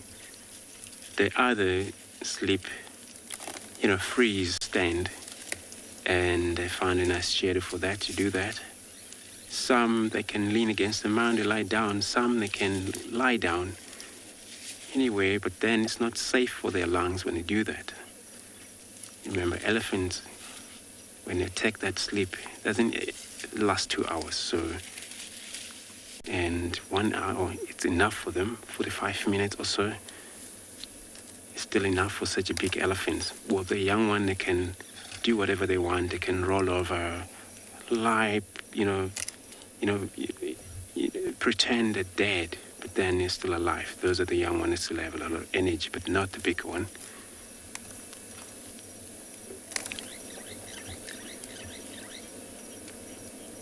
So, for the old viewers, thank you very much for joining the Wild Earth Live. It's been very good of you wherever you are in the world. I hope you have a good night wherever you are, and so this is really cool of you, and so thank you very much. Bye bye.